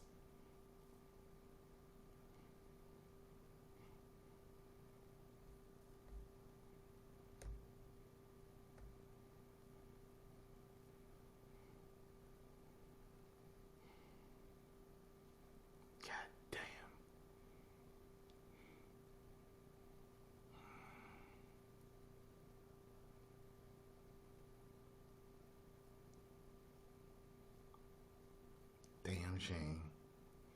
If do right, no can defense.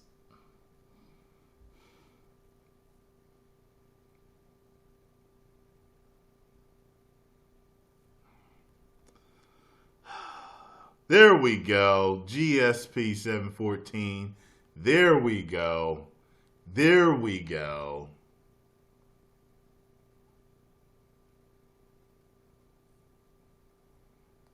All right, what's this from?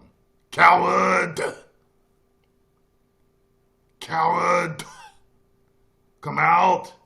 Coward! Coward!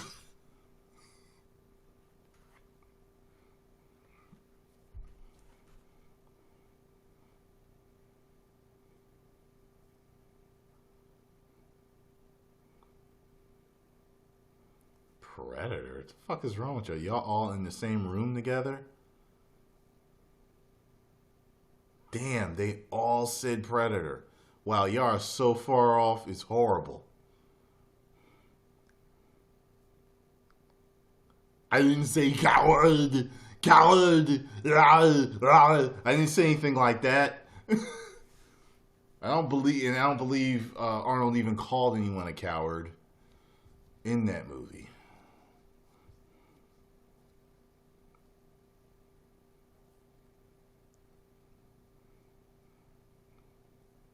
Horrible. It's terrible. What's funny is if I had my friends in here, people that grew up in my timeline, they all would have known right away. That's how I know I'm talking to younger folk. This is so fucking funny, man. Coward.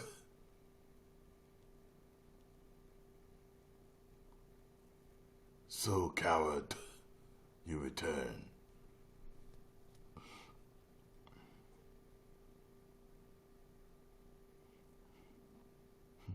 loud.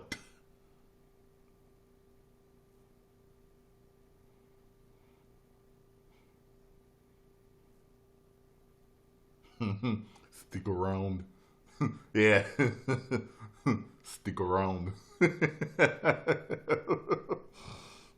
That's one of the funniest scenes he's ever done to me. I was like, get the fuck out of here. Yo, and you gotta see when he threw the knife at the dude, how the dude is sitting there with the knife in his chest, like, he's like, the dude's like, stick around. He's like, he's like, stick around. Get the fuck out of here. That's one of the funniest lines I've ever heard him do in a movie. That, you know, because he would do lines that were intentionally meant to be funny and campy and corny, but it would kind of work. You know what I mean? Like one of his other funny ones to me is, blow off some steam, Bennett. Stick around.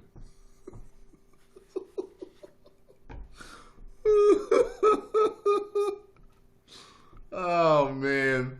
Like, if someone said that today in movies, they'd be like, man, what the fuck? But it just worked back then. Like, if you watch it now, it's funny.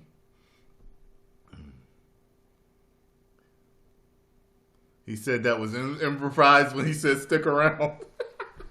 Or blow off some steam. Which one?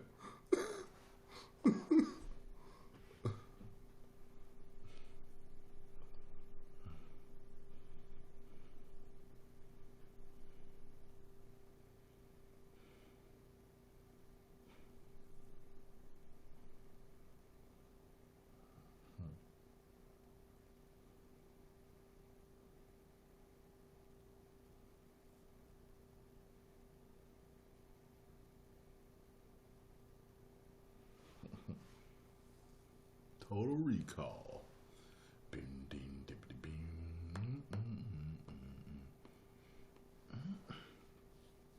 Stick around.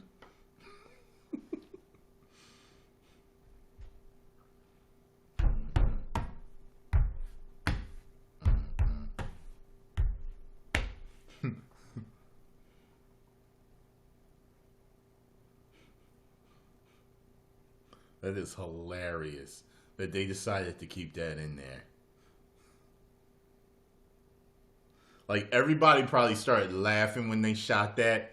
And they were like, nah, we're going to keep it in there. That was funny.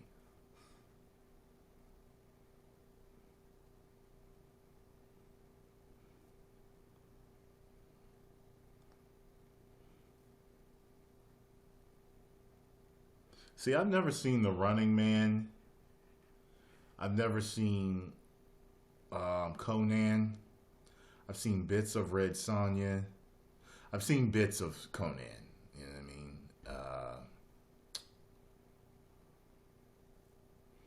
One of these days I'm going to have to sit down and watch the old ones that I haven't, old movies of his that I haven't seen. Of course, I've seen, no, it wouldn't be Bruce Blitz versus Tyrone Magnus. It'd be Bruce Blitz and Tyrone Magnus versus John Cena and Roman Reigns. That's what it would be.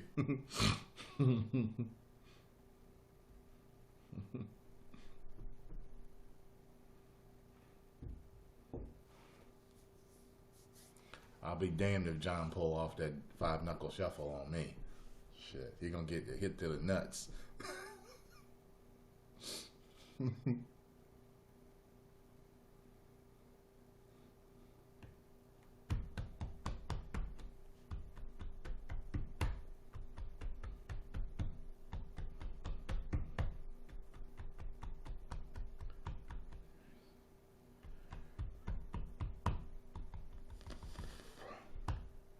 The same thing I think of any racist. It's not a tumor. It's not a tumor.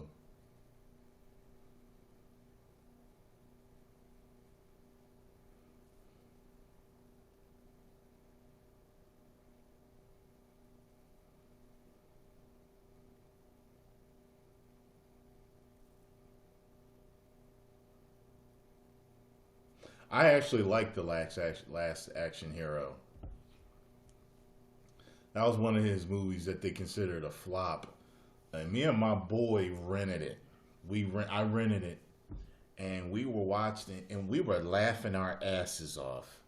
Me and my boy were laughing our asses off watching The Last Action Hero. I remember that, man.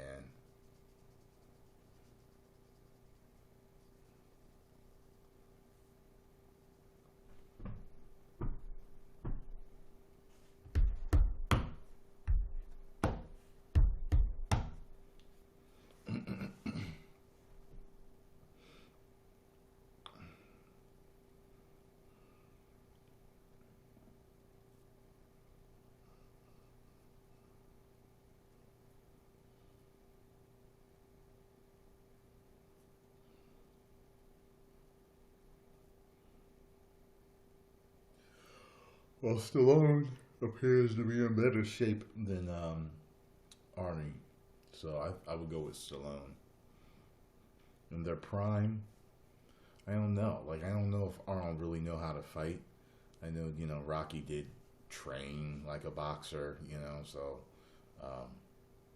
I would probably give it to him still, even though Arnold was bigger.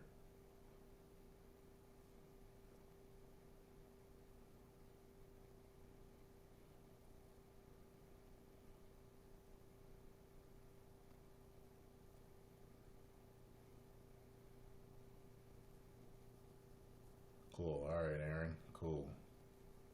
If I need the Bane mask for Halloween, send me a link to my business email. I may just order it from you.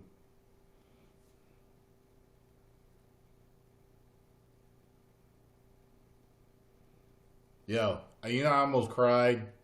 Like, I was, woof. I almost cried in Creed when I found out he had cancer. That showed you right there what the Rocky character meant to me. That fucked me up. That bothered me, man. I was like, oh my God. And I didn't think it was going to affect me like that. And it did. I was like, yo, we love this character. Like, I talked to other people that was like, yo, man, I was messed up. I was like, yeah. Like, that was like, oof. Rocky's an American hero in pop culture, He's one of our pop culture heroes.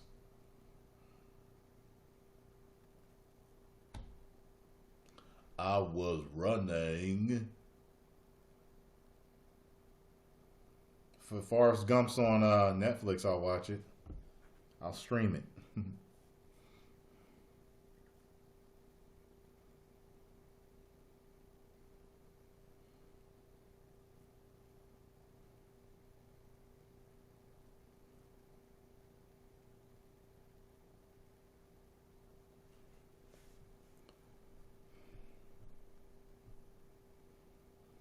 Valeda, didn't I already acknowledge you earlier, man? Now you out here begging, pissing, and moaning. Please say my name. Please. Please. What? What? What? What? What? What? What? Shut up.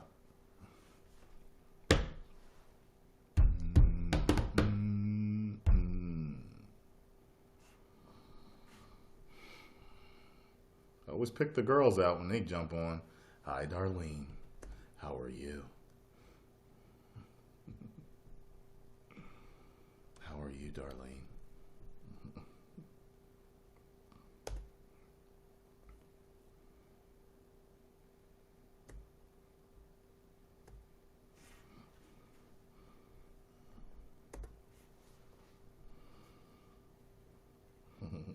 That's good.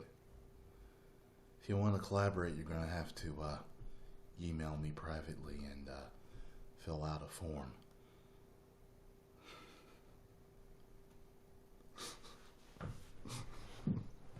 Which I will review and get back to you and let you know if I'm willing to collaborate with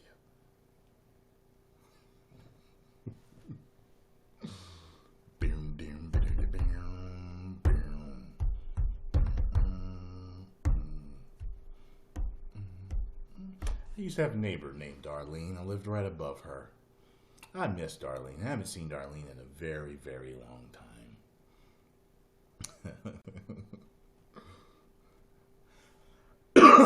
Darlene's kids used to call her Betty Crocker because she was so, like, proper and, oh, hello, how are you? Oh, okay, no problem, I can take care of that for you. Oh, I can help you with that. Like, she literally talked like that all the time. Oh, well, I'm just going to go shopping today, and then I'm going to meet with my friends, and then I'm going to do this. Yeah. Oh, we had a lovely time. That's how she talked.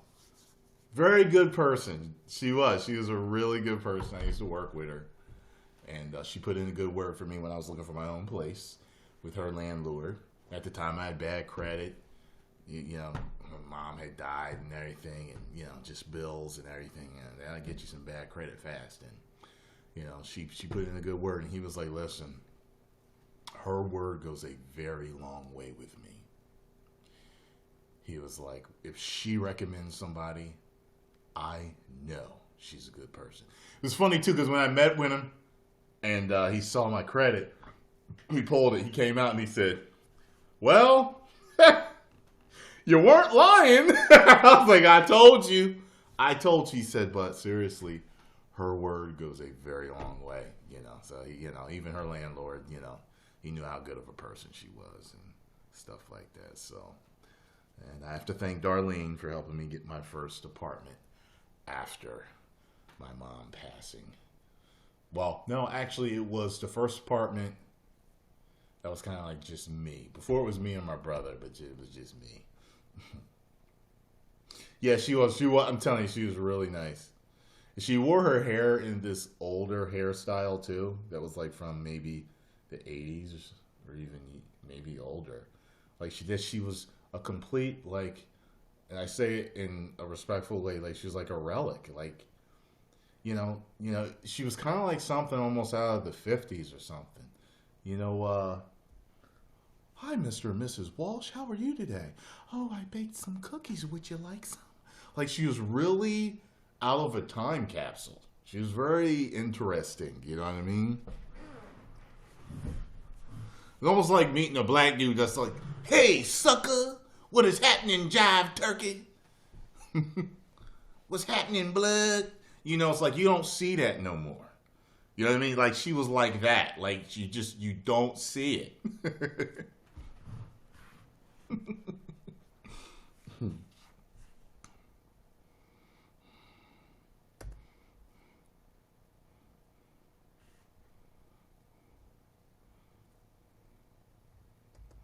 Jive turkey. Man.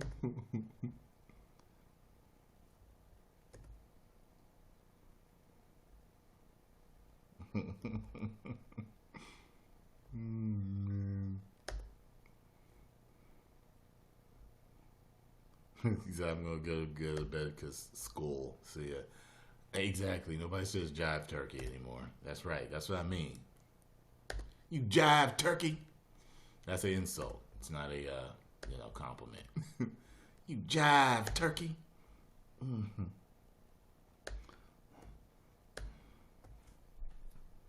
You see your brother say solid.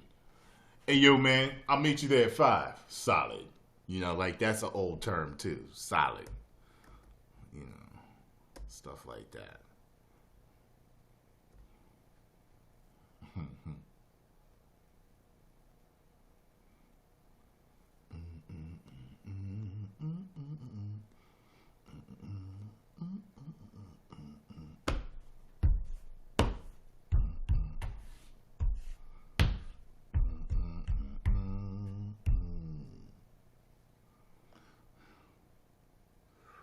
It reminds you of the Warriors movie.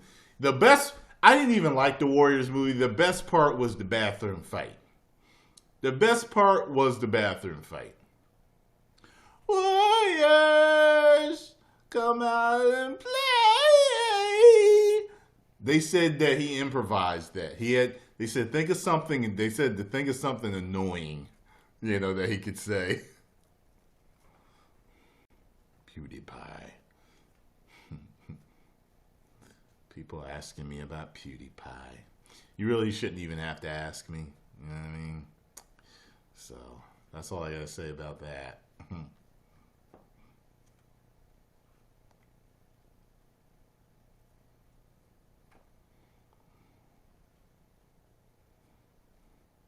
Yeah, that's what I'm talking about, the bottle scene. That's what I was talking about, yeah. I don't know what else he might improvise. I've literally only seen The Warriors once. Once. My boy, you know, he's from that era. He was a little older than me. And he was like, you gotta watch it, you know. And I watched it. I was like, ah. You know, he was like, best part was the bathroom fight, right? And I was like, yeah. I was like, yeah, you're right. It was dated for me. He was older than me, so for him, you know, it's a little different. But, you know, sometimes it's like that. Like, y'all, anyone that watches me know that the Christopher Reeve Superman movie is my all-time favorite movie. You know, and it's if you were to go back now and watch it, it might seem dated for you. You might be like, ah, man, it's corny, man. You can tell, you know. Like, even the part where Lois Lane asks him why he's there, he says, I'm here to fight for truth, justice, and the American way. That's literally what he says. Like, that's... Like, what? There's no way he would say that now. You know what I mean? Truth, justice, and the American way.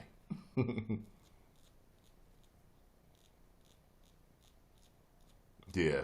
Everyone remembers the bottle scene. Even Puff Daddy redid that. Bad boy, come out and play. You know. That actually might be that actor's most memorable line. And I've seen him in a lot of different stuff. He's like a guy that I've seen do a lot of stuff, but he's never been like, you know, the guy, but he's been in a lot of movies. You know what I mean? I think he's the same guy that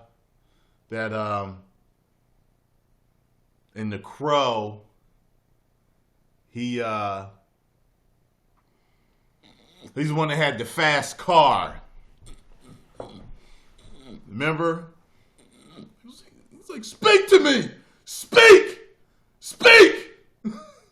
Remember that? He's tying him up in his car. And then he's talking about the devil, like, feeling the awful goodness or something. And Brandon Lee put it in gear, put the bomb on his nuts.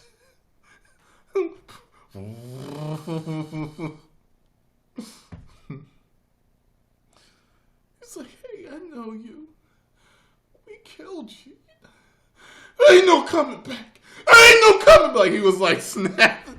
There ain't no coming back. Hey, I know you.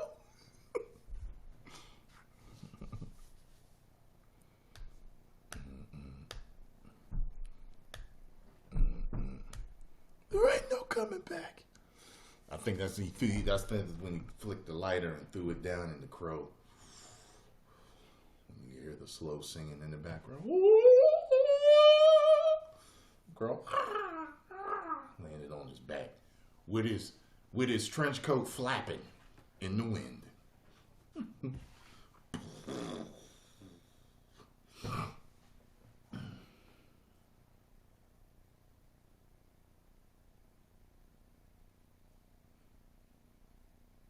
You know who cracked me up in that movie, The Crow? Crow's one of my favorite movies too. I mean, as dark as it is, I like it. Remember the pawn shop owner? Remember him? Yo, he talked shit till the end. You remember when he was when Brandon Lee came in there, the Crow came in there, you know, he was looking for stuff and everything, and he was begging them not to kill him and stuff at one point. But then when Brandon Lee's leaving, he's like, you hear me? You walk out of here and your street grace. They're going to erase your ass.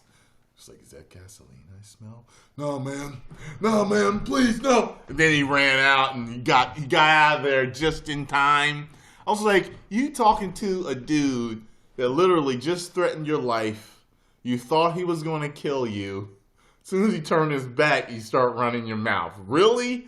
And he had a shotgun in his hand, and you're running your mouth.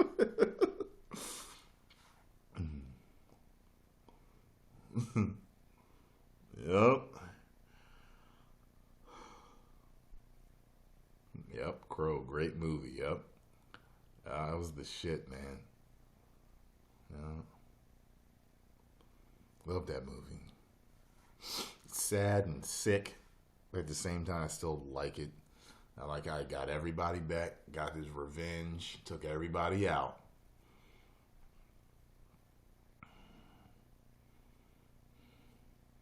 Remember the bad dude and his sister were fucking each other? It's like, what the hell?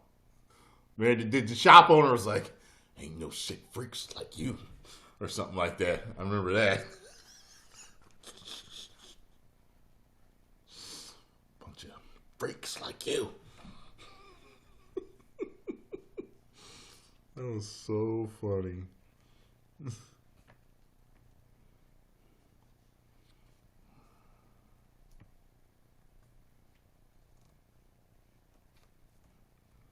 Yeah, he did. He died in that movie. Bunch of sick freaks like you do. Or something like that.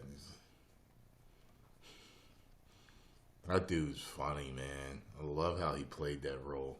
Love it. He's one of my favorite characters in that whole movie. He really is.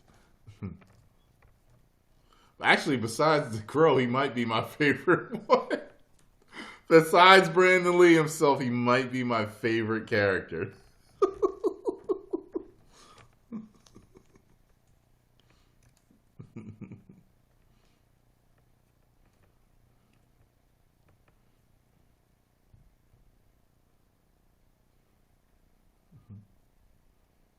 Yeah, Edward Scissorhands was weird. I can remember watching that movie as a kid and it bothering me at a certain level. Being entertained at a level and being disturbed at a level. I can remember that. I haven't watched it since I was a kid either. I really haven't. I wonder if that's what set Johnny Depp off on doing weird roles. Because he is the king of weird, dark, strange roles. You know what I mean?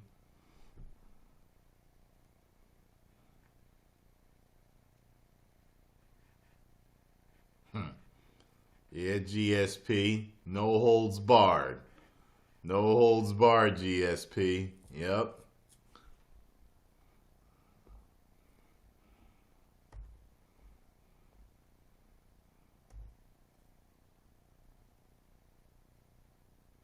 What scene when someone tried to hook up with him in the bath? What? What are you talking about?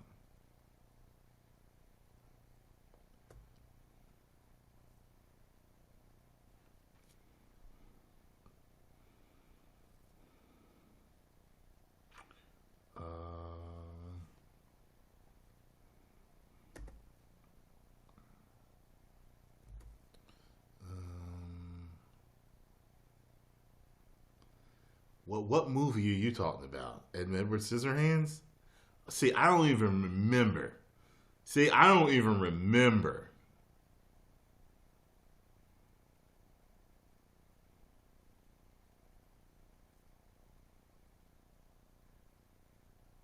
I don't even remember it. Let me see if it's on Netflix. Let me see. Netflix. Netflix. Let's see here. Edward Scissor. Nah. All these other ones are on here, like The Nightmare Before Christmas. I've never seen The Nightmare Before Christmas. I might have to watch that.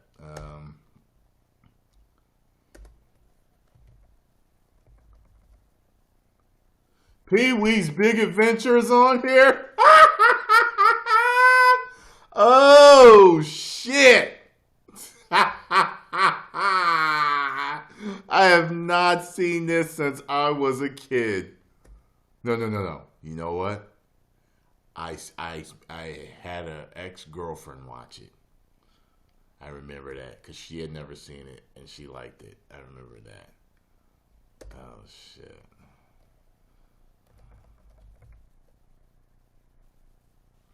Oh shit.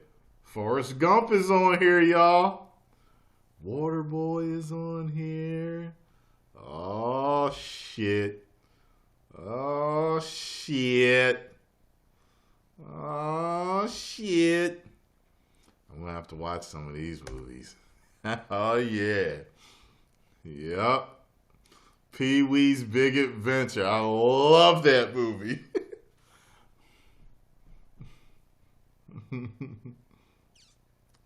Gotta do riff on Pee-wee. Oh yeah. All these movies I'm gonna relive with y'all. Definitely.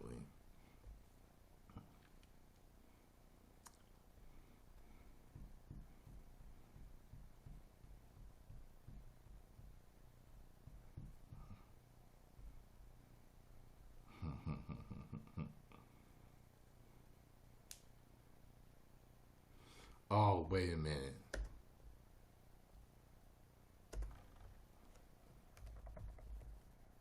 Oh shit, they got Gremlins too. They got Harry and the Hendersons.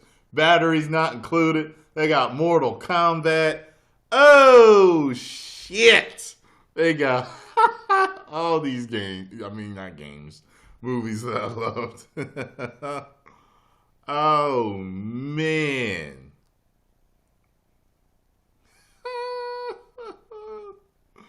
They got Jaws in here.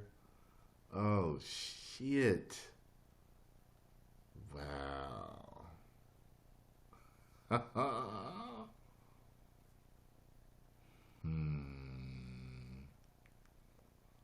else they got? Wow, man. They got all these.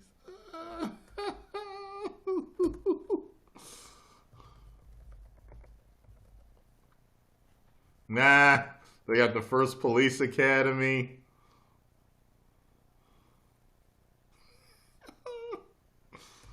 Oh, man.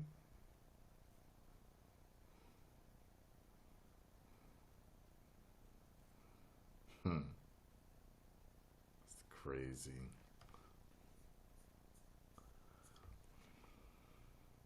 Yeah, I'm going to have to catch up with some of y'all. Have some fun watching some of these, man.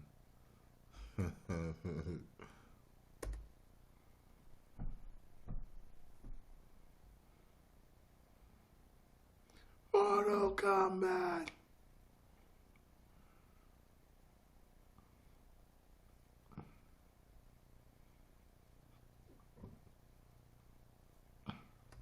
Yeah, nostalgia, exactly. Mortal Kombat was the first movie I remember seeing being made of a video game that actually was a hit. They did it as, put it this way, I wouldn't say they did it totally correct, but they did real fucking good job. Real good job.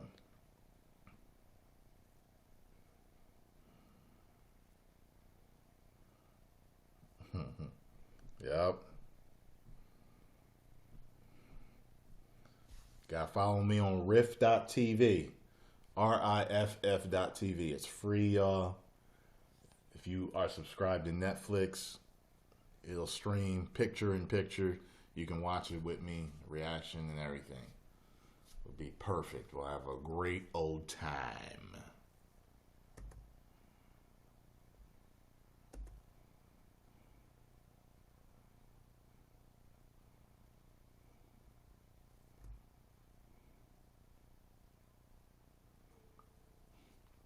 Getting me a new mattress delivered tomorrow because my mattress that I have now, when I first got it, loved it, but months later now, my back is killing me.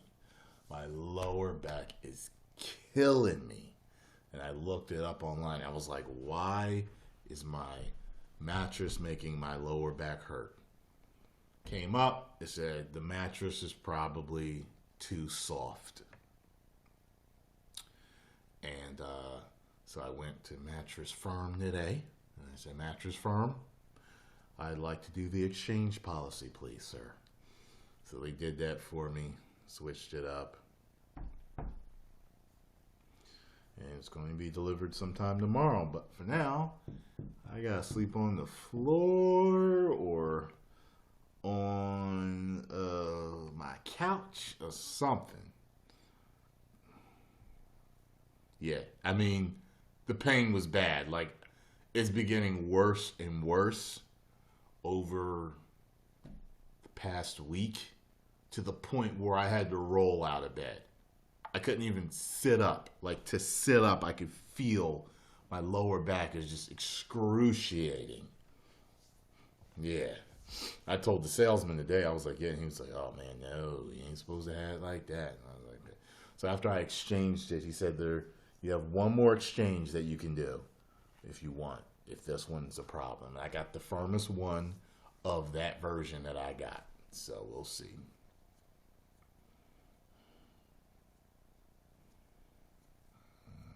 Yeah. What do you think about thousands of years people didn't have beds? You know what I mean? So people slept on the ground before. It's not like it's impossible. He was telling me about a football player that came in there. He said who was like, listen, you know, I need a firm mattress because I actually do a lot of camping and roughing it, and I sleep outside a lot. I've gotten so used to it that, you know, and that's what he wanted. He ended up getting their firmest bed. They call it the Rock. That's how hard it is. I laid on it. I was like, damn, this really almost is like no give. It felt like almost like the floor with a quilt laid down. So if you went and laid on the floor with a quilt, that's what it felt like.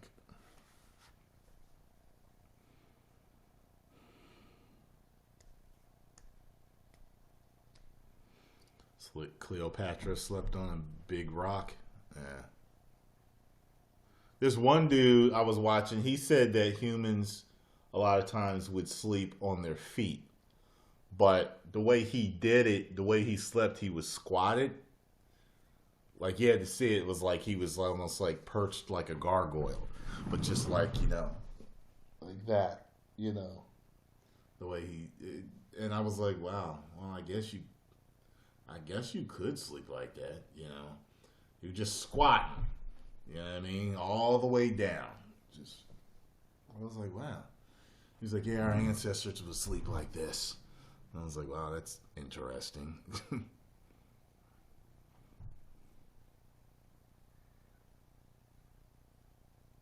hell was that?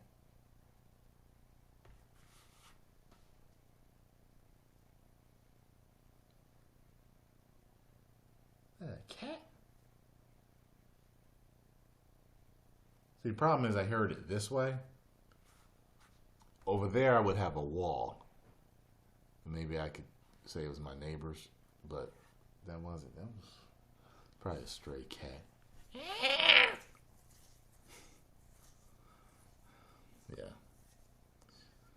Cliche joke, Jody. Cliche. I was waiting for that. It's like, you know. Oh, what was that? I just wait for those to roll in. Mm-hmm.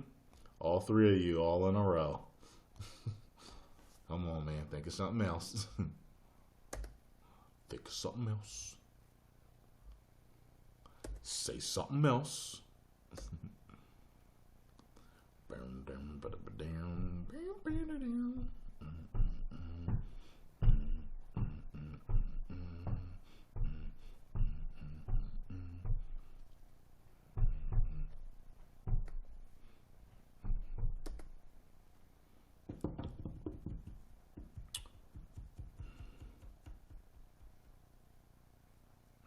Yeah.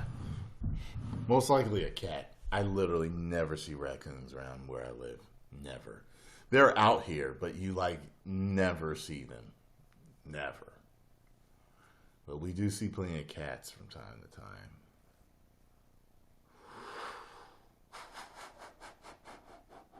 Yeah.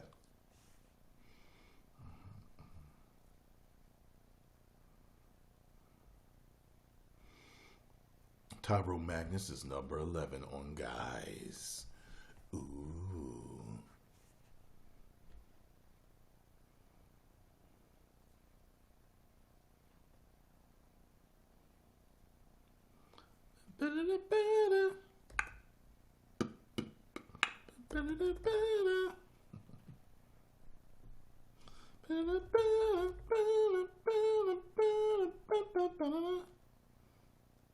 I ain't afraid of no ghosts.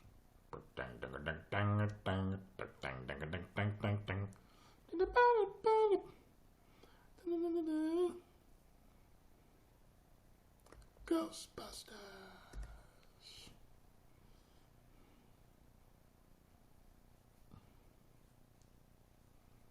Ooh, thank you for all the invites, Darlene. I will have to pay you back for that.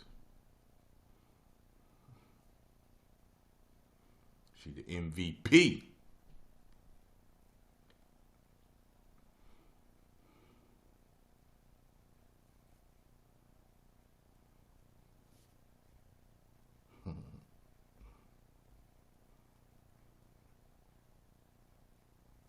So I don't believe you, Kevin M. At all. At all. I believe you're off your meds or you took too many of them.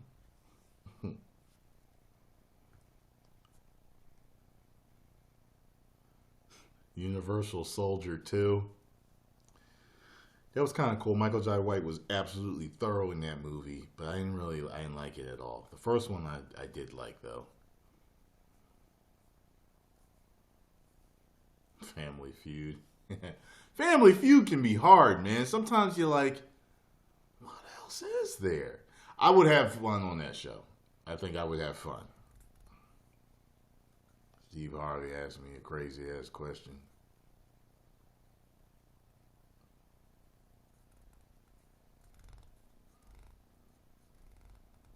I would love to get a really good question with Steve and kind of get into a little banter with him. That'd be fun. See if I could play real good off of him. You know what I mean?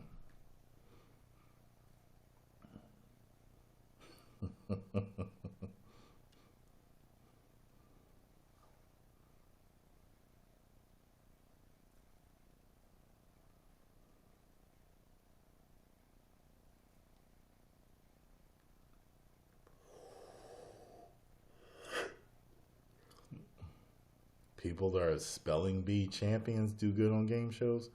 What type of game shows? You're just talking about spelling. Spelling is something else versus knowing real world stuff. You know what I mean? Nah.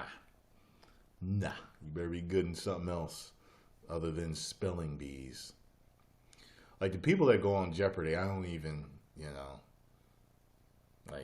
I don't know how you know that, have that much knowledge. Because you don't even know what they're going to talk about. Unless maybe they do. Maybe they, who knows, maybe they give the people the topics they're going to have before they get there. But, like, how do you even get on Jeopardy? Like, I remember, White Men Can't Jump, and his girl kept trying to get on Jeopardy, and she finally got on there. But she was always studying these facts. You know what I'm saying? And it's just,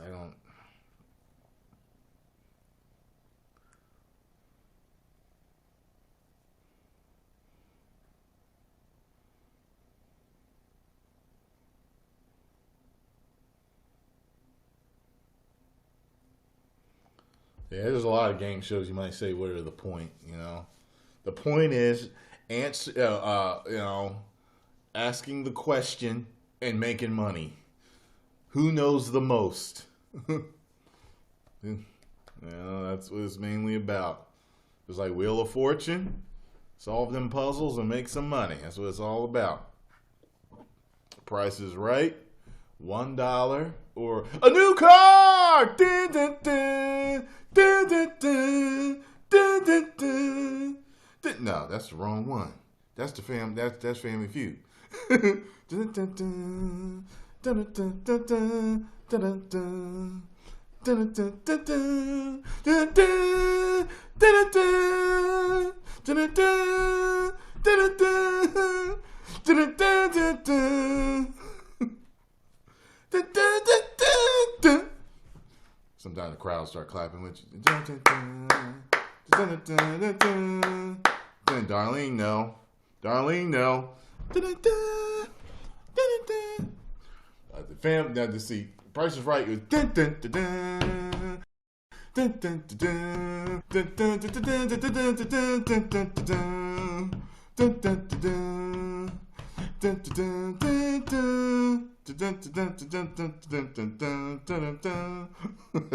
that's the Price is Right. So when I first started dating online, which was years ago, I remember I was talking to this chick that I really liked, and she was catfishing me, by the way. And I remember my uncle, because I said, nah, I ain't had a chance to see her yet. He said, yeah, you're going to see her, and it's going to be that sound from the Price is Right. You know the sound from the Price is Right when you lose?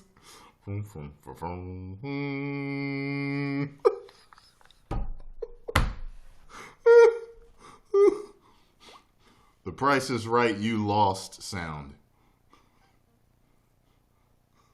What's this?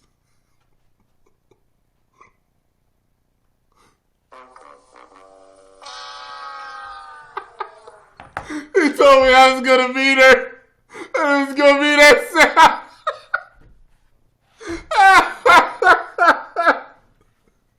But he was absolutely correct.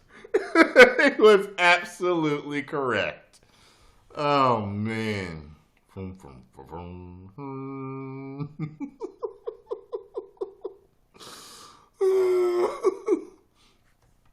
My favorite game, though, as a kid. What's your favorite game on The Price is Right? Look, Darlene found the sound. She was on it. What's the favorite game on The Price is Right?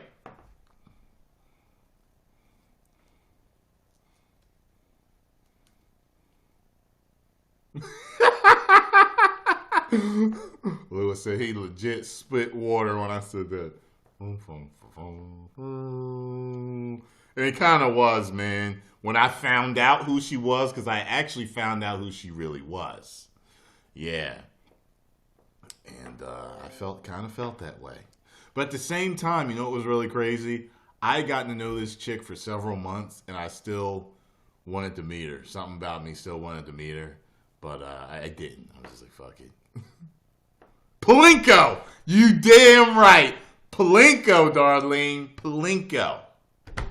We should just get married now, Darlene. We see eye to eye. Palinko, that's right. And then, yes, I did watch, I guessed it.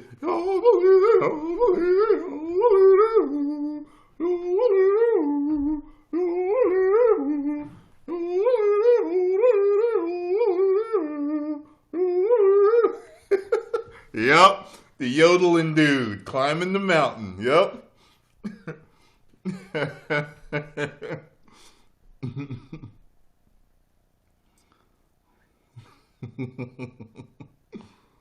What's the game called, though? What's the Price is Right game where the guy's climbing the mountain and yodeling? Cliffhangers. You're right. Cliffhangers.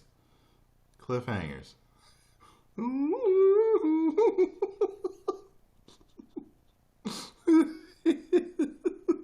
Yep. Plinko was the shit, man. That was the shit right there. I did like spinning the wheel, though, the big wheel.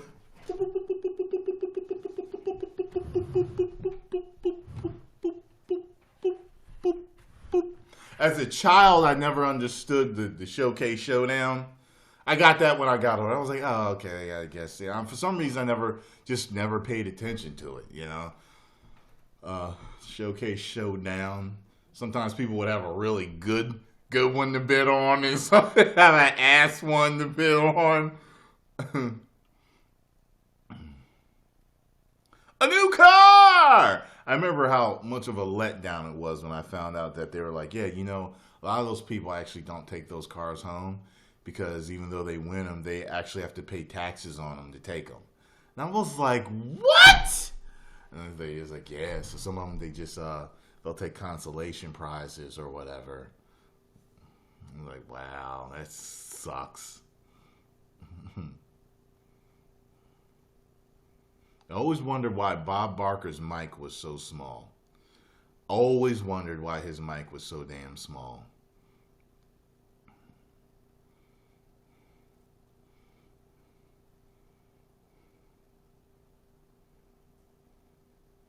Trying to think of what other Price is Right games I like. The Plinko and the guy climbing, I only like because I like to see him fall over, or I just like seeing him sing. You know, as a kid, you know, it's a cartoon, almost like a cartoonish character climbing. That's fun for a kid to watch.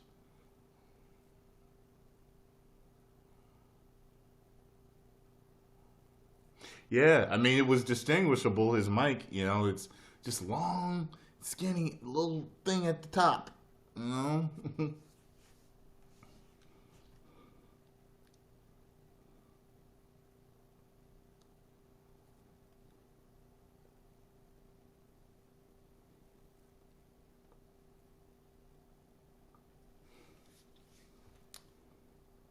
Dice game? That sounds familiar. Price is Right dice game.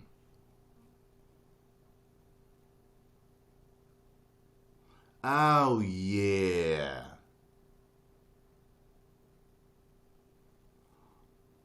What is the most popular Price is Right game?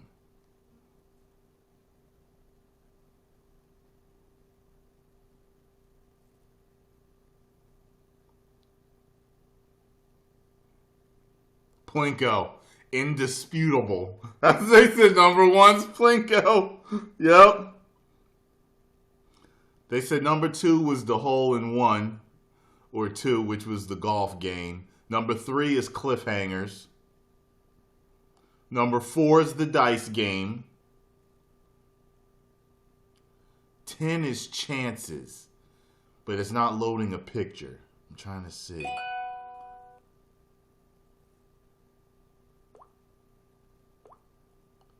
Come on, show me chances. 6 is safe crackers. I can't, they're not showing me pictures. Like, the page won't load for some reason.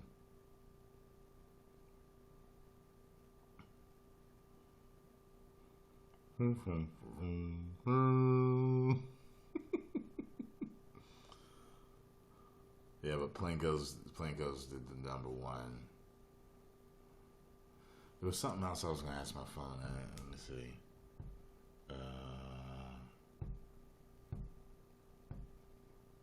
Oh. One of my favorite game shows literally of all time, if not my favorite as a child. Do you know what it was?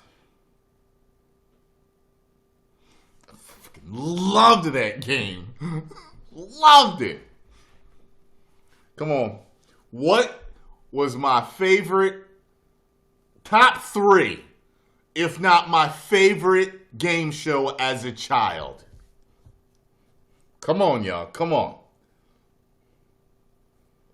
Favorite game show. Lou's like, was it the dating game? Your dating show?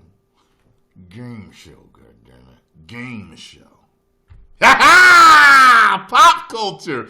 No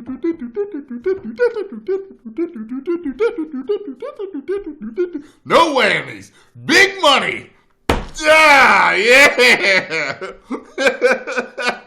Big money, baby. Yeah.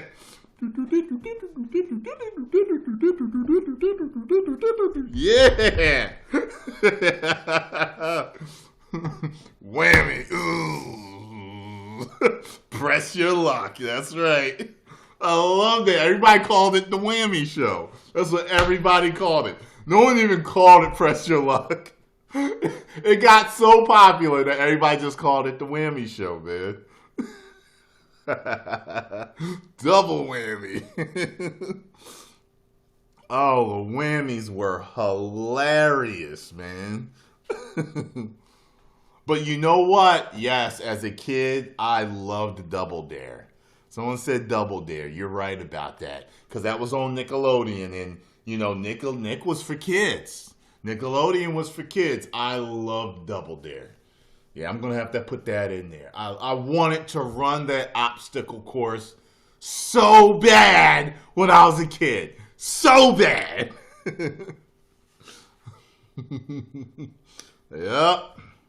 Yep. So bad. If I could pick out my favorite game shows, you got Press Your Luck, you got Double Dare, Price is Right, absolutely. I never cared for Jeopardy. I almost felt like that was almost like a stick in your ass type of show. Something about it was just, you know, I didn't, you know, care for it. I did like Wheel of Fortune, though.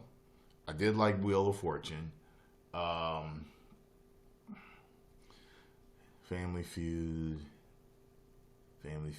yeah. But yeah, man. Big money. No win.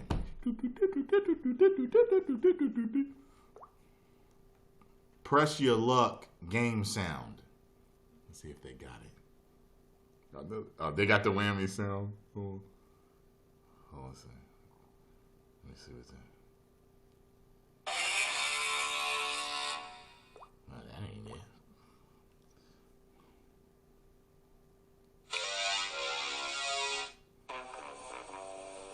No, they combined that. They combined the whammy and the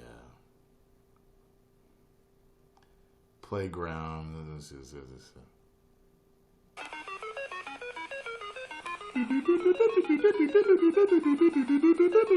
See? Oh.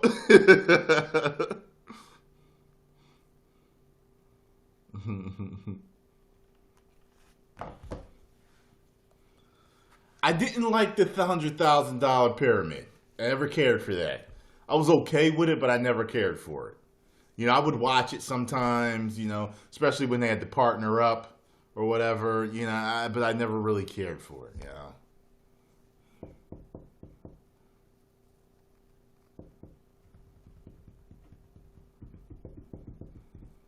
You just saw what? Oh, you just saw it. I was like, you didn't put it in capital letters, so I was just like, you just saw it? What do you mean? You just saw it. What'd you see? The Legend of the Hidden Temple? I don't even know what you're talking about. The hell is that? The Legend of the Hidden Temple.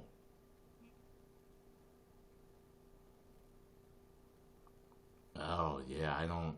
It looks kind of familiar. It's another Nick show.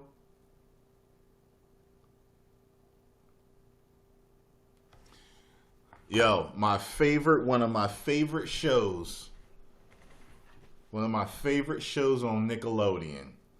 Come on. What was one of my favorite shows on Nickelodeon? It wasn't a game show. Let me see if y'all know. I'm going to give you 3 tries. Okay? Loved it. To this day, you know what? I got to find out if they're selling it. If they are selling it, I will buy that. I will buy all the seasons to it. And I think they actually rebooted it or started it up again. No, way before Ren and Stimpy. Way before that.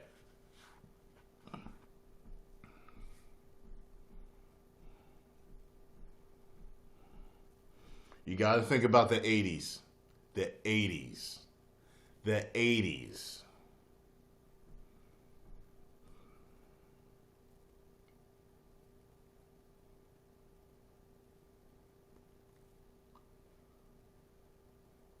Yeah!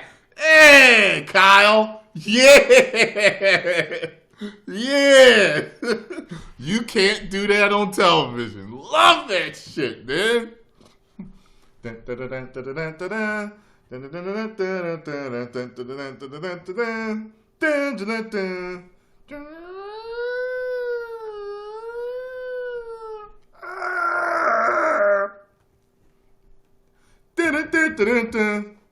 Yep, that's where sliming started. That's where sliming people started. If you said water, or if you said I don't know, water got you water, and I don't know got you slimed. Yep. And I always loved Barth. Barth was my favorite. He served the Barth burgers or whatever. He would die. I heard that. Yep. Yep. Always loved that, man. I heard that. He was always cooking something fucked up. It was always something wild. You know what I mean? Yeah. Be maggots on the burgers or something. It was always something crazy. Like, I faintly remember it, but at the same time, I remember certain things, like, really well.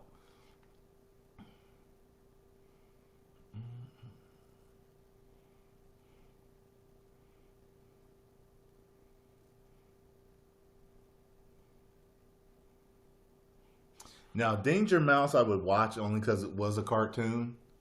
But Danger Mouse irritated me on a certain level. I don't know what it was. The funny thing about Danger Mouse is I actually started watching it the other day. Like a few days ago, it was on Netflix, and I started watching it. And I was just like, oh, it still irritates me. I don't know what it is. Danger Mouse gives me a weird, uneasy feeling. I don't know what it is. Something about Danger Mouse disturbs me. I don't like it. Couldn't stand Danger Mouse. But I would still watch it when I was bored. Because it was a cartoon that came on, you know, and I didn't want to watch nothing else that was on. So that was just weird. But I would still watch it and enjoy certain segments. Yeah, it could be the voices. I know what you mean, man. Like, something was weird. Something was strange about some of the characters or something, man. I don't know. The only thing I like about Captain Planet, literally, and I'm not joking, is the first episode ever. The first episode. That's the only thing I like. And the intro. That's it. Because it's some real good animation. And when the powers combine and the power comes down and cracks the earth open, he flies up. His hair is like all over his face. Like, he looks real cool, or like a savage. But then, as he's getting, you know, he's all sparkly and he's got a mullet, a high top mullet. The power is yours. Dun, dun, dun, dun, dun, dun.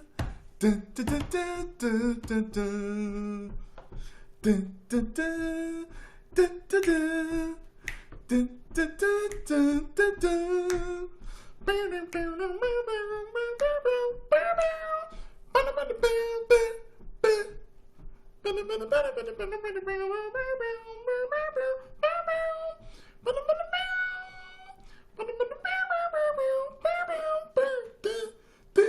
I remember the whole song. Dun, dun, dun. Hey man, dun, dun, dun, dun, dun, dun, dun, dun, dun, dun, dun, dun, dun, dun, dun, dun. That's the shit. I held aloft my magical sword and said, "By the power of Grayskull, hey man, dun, dun, dun, dun, dun, dun, dun. I have the power." Cringer all scared and shit. He hit him with the power shot.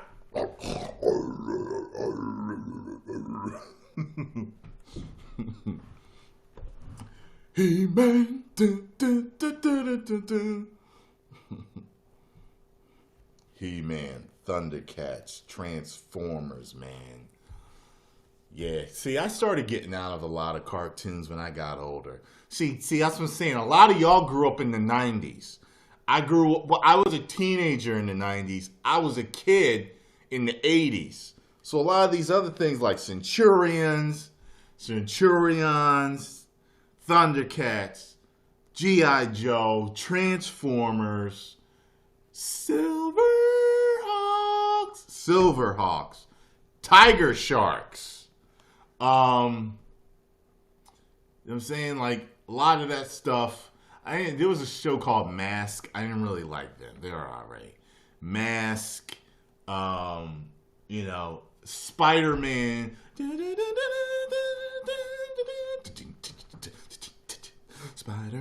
Spider-Man does whatever. That one, Spider-Man and his amazing friends. Ha, yes. Incredible Hulk.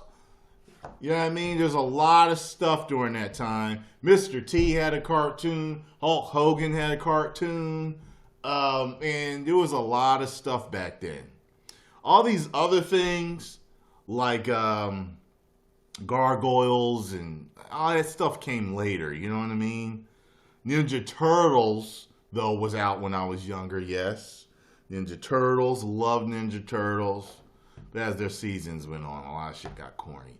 Like, I literally have the DVD of their first, like, 5-episode series where, you know, it ends with Krang and them getting sucked back into the Dimension X. I mean, that's part when Shredder's like, I don't want to conquer Dimension X. I want to conquer Earth. It's like, here, Shredder, I am the ruler.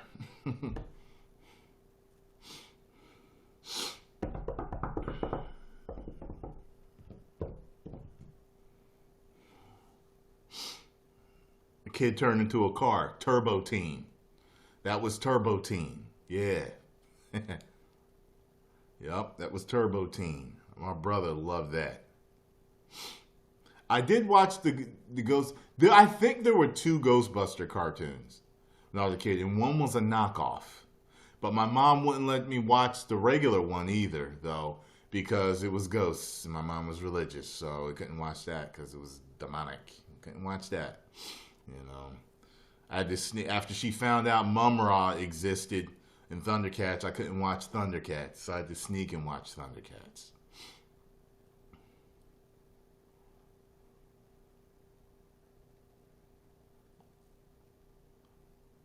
Land of the Lost.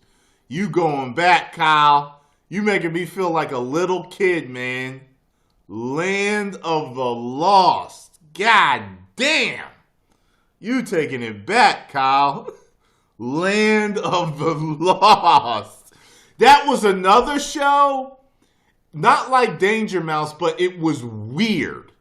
I liked it, but it was strange. I know you guys know what I mean if you watched it. Yep, Panthro.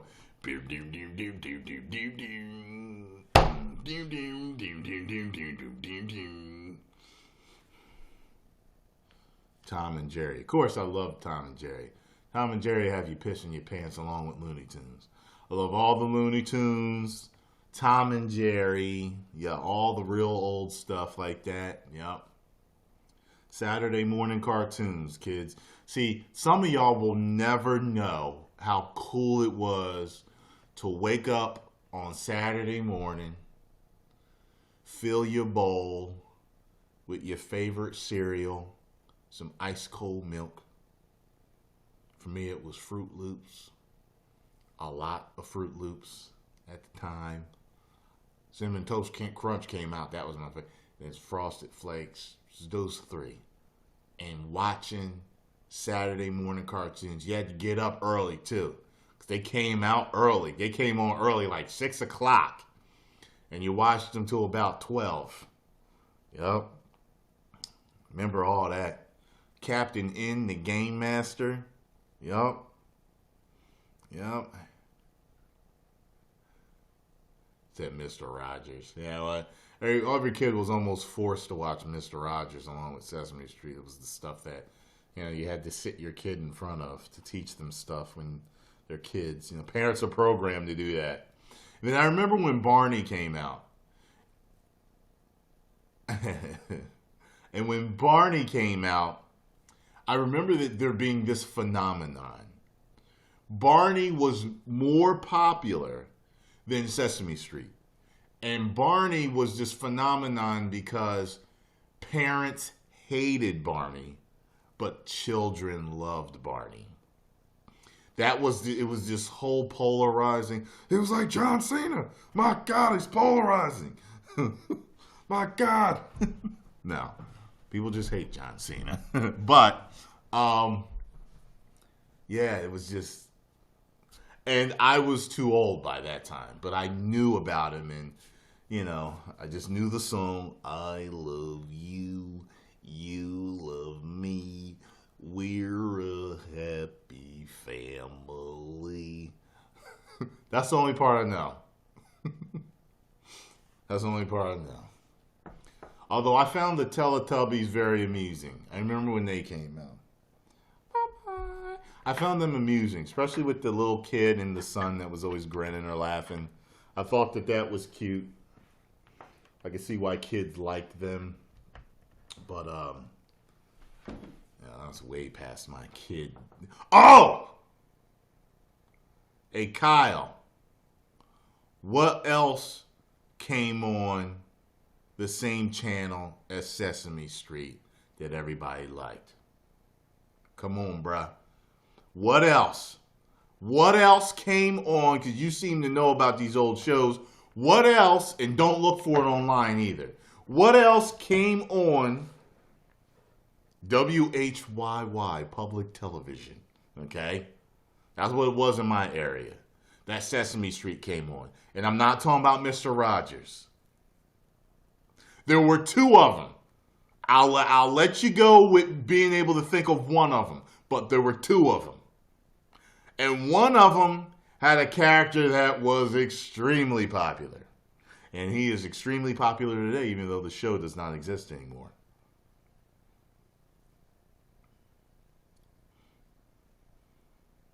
Now I am not talking about Reading Rainbow.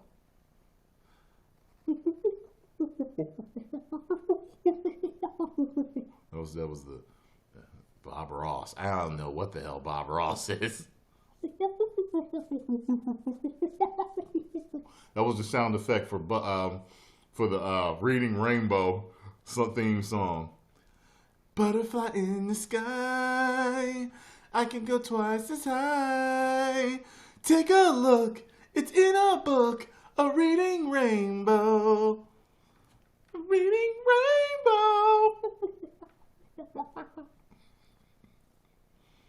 None of y'all have thought about it. You all disgust me. The Jungle Book. What the fuck? Not the Muppets. No. Not the Muppets. Although I love the Muppets. And I love Muppet Babies cartoon. That's not it. Come on. I'm looking for... Somebody's got to name it. It was two shows that came on that were very popular. But they ended up getting phased out eventually because they weren't as popular as Sesame Street and Mr. Rogers and stuff. All right, I'm going to give you a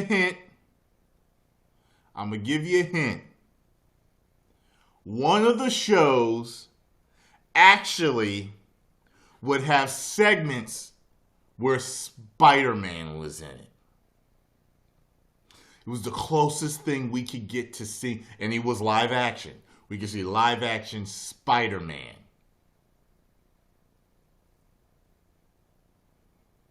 People keep saying Pork Chop. I never in my life watched Pork Chop. Nope. Fraggle Rock was for the kids that had HBO. For kids that had rich parents. Had money. Nope, I am not talking about Fat Albert. That did not come on public television from what I remember.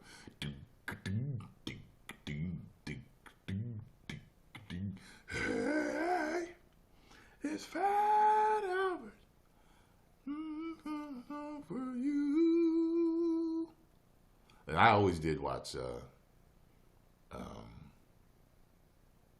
Fat Albert. Bill Cosby had this segment that he would do where he would draw with this particular pen that made music when he drew. I wanted that pen so bad. Darlene, you cheated, didn't you? Darlene, did you cheat? Did you cheat? Tell us the truth, Darlene. Did you cheat? Did you cheat? Did you go look it up online?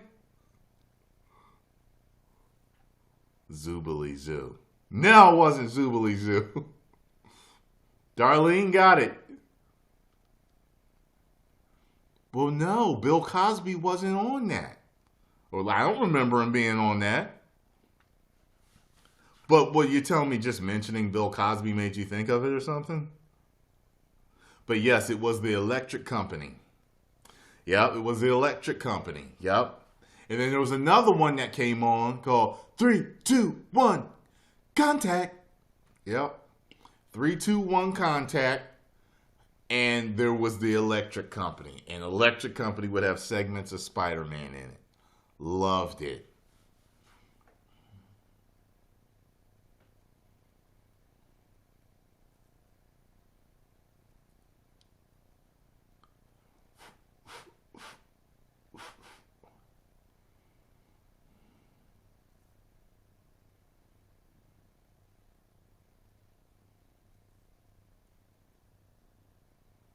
Vroom, vroom, vroom. All right, y'all, it's 1 o'clock. I'm going to get to bed. I'm going to get to bed. Bed.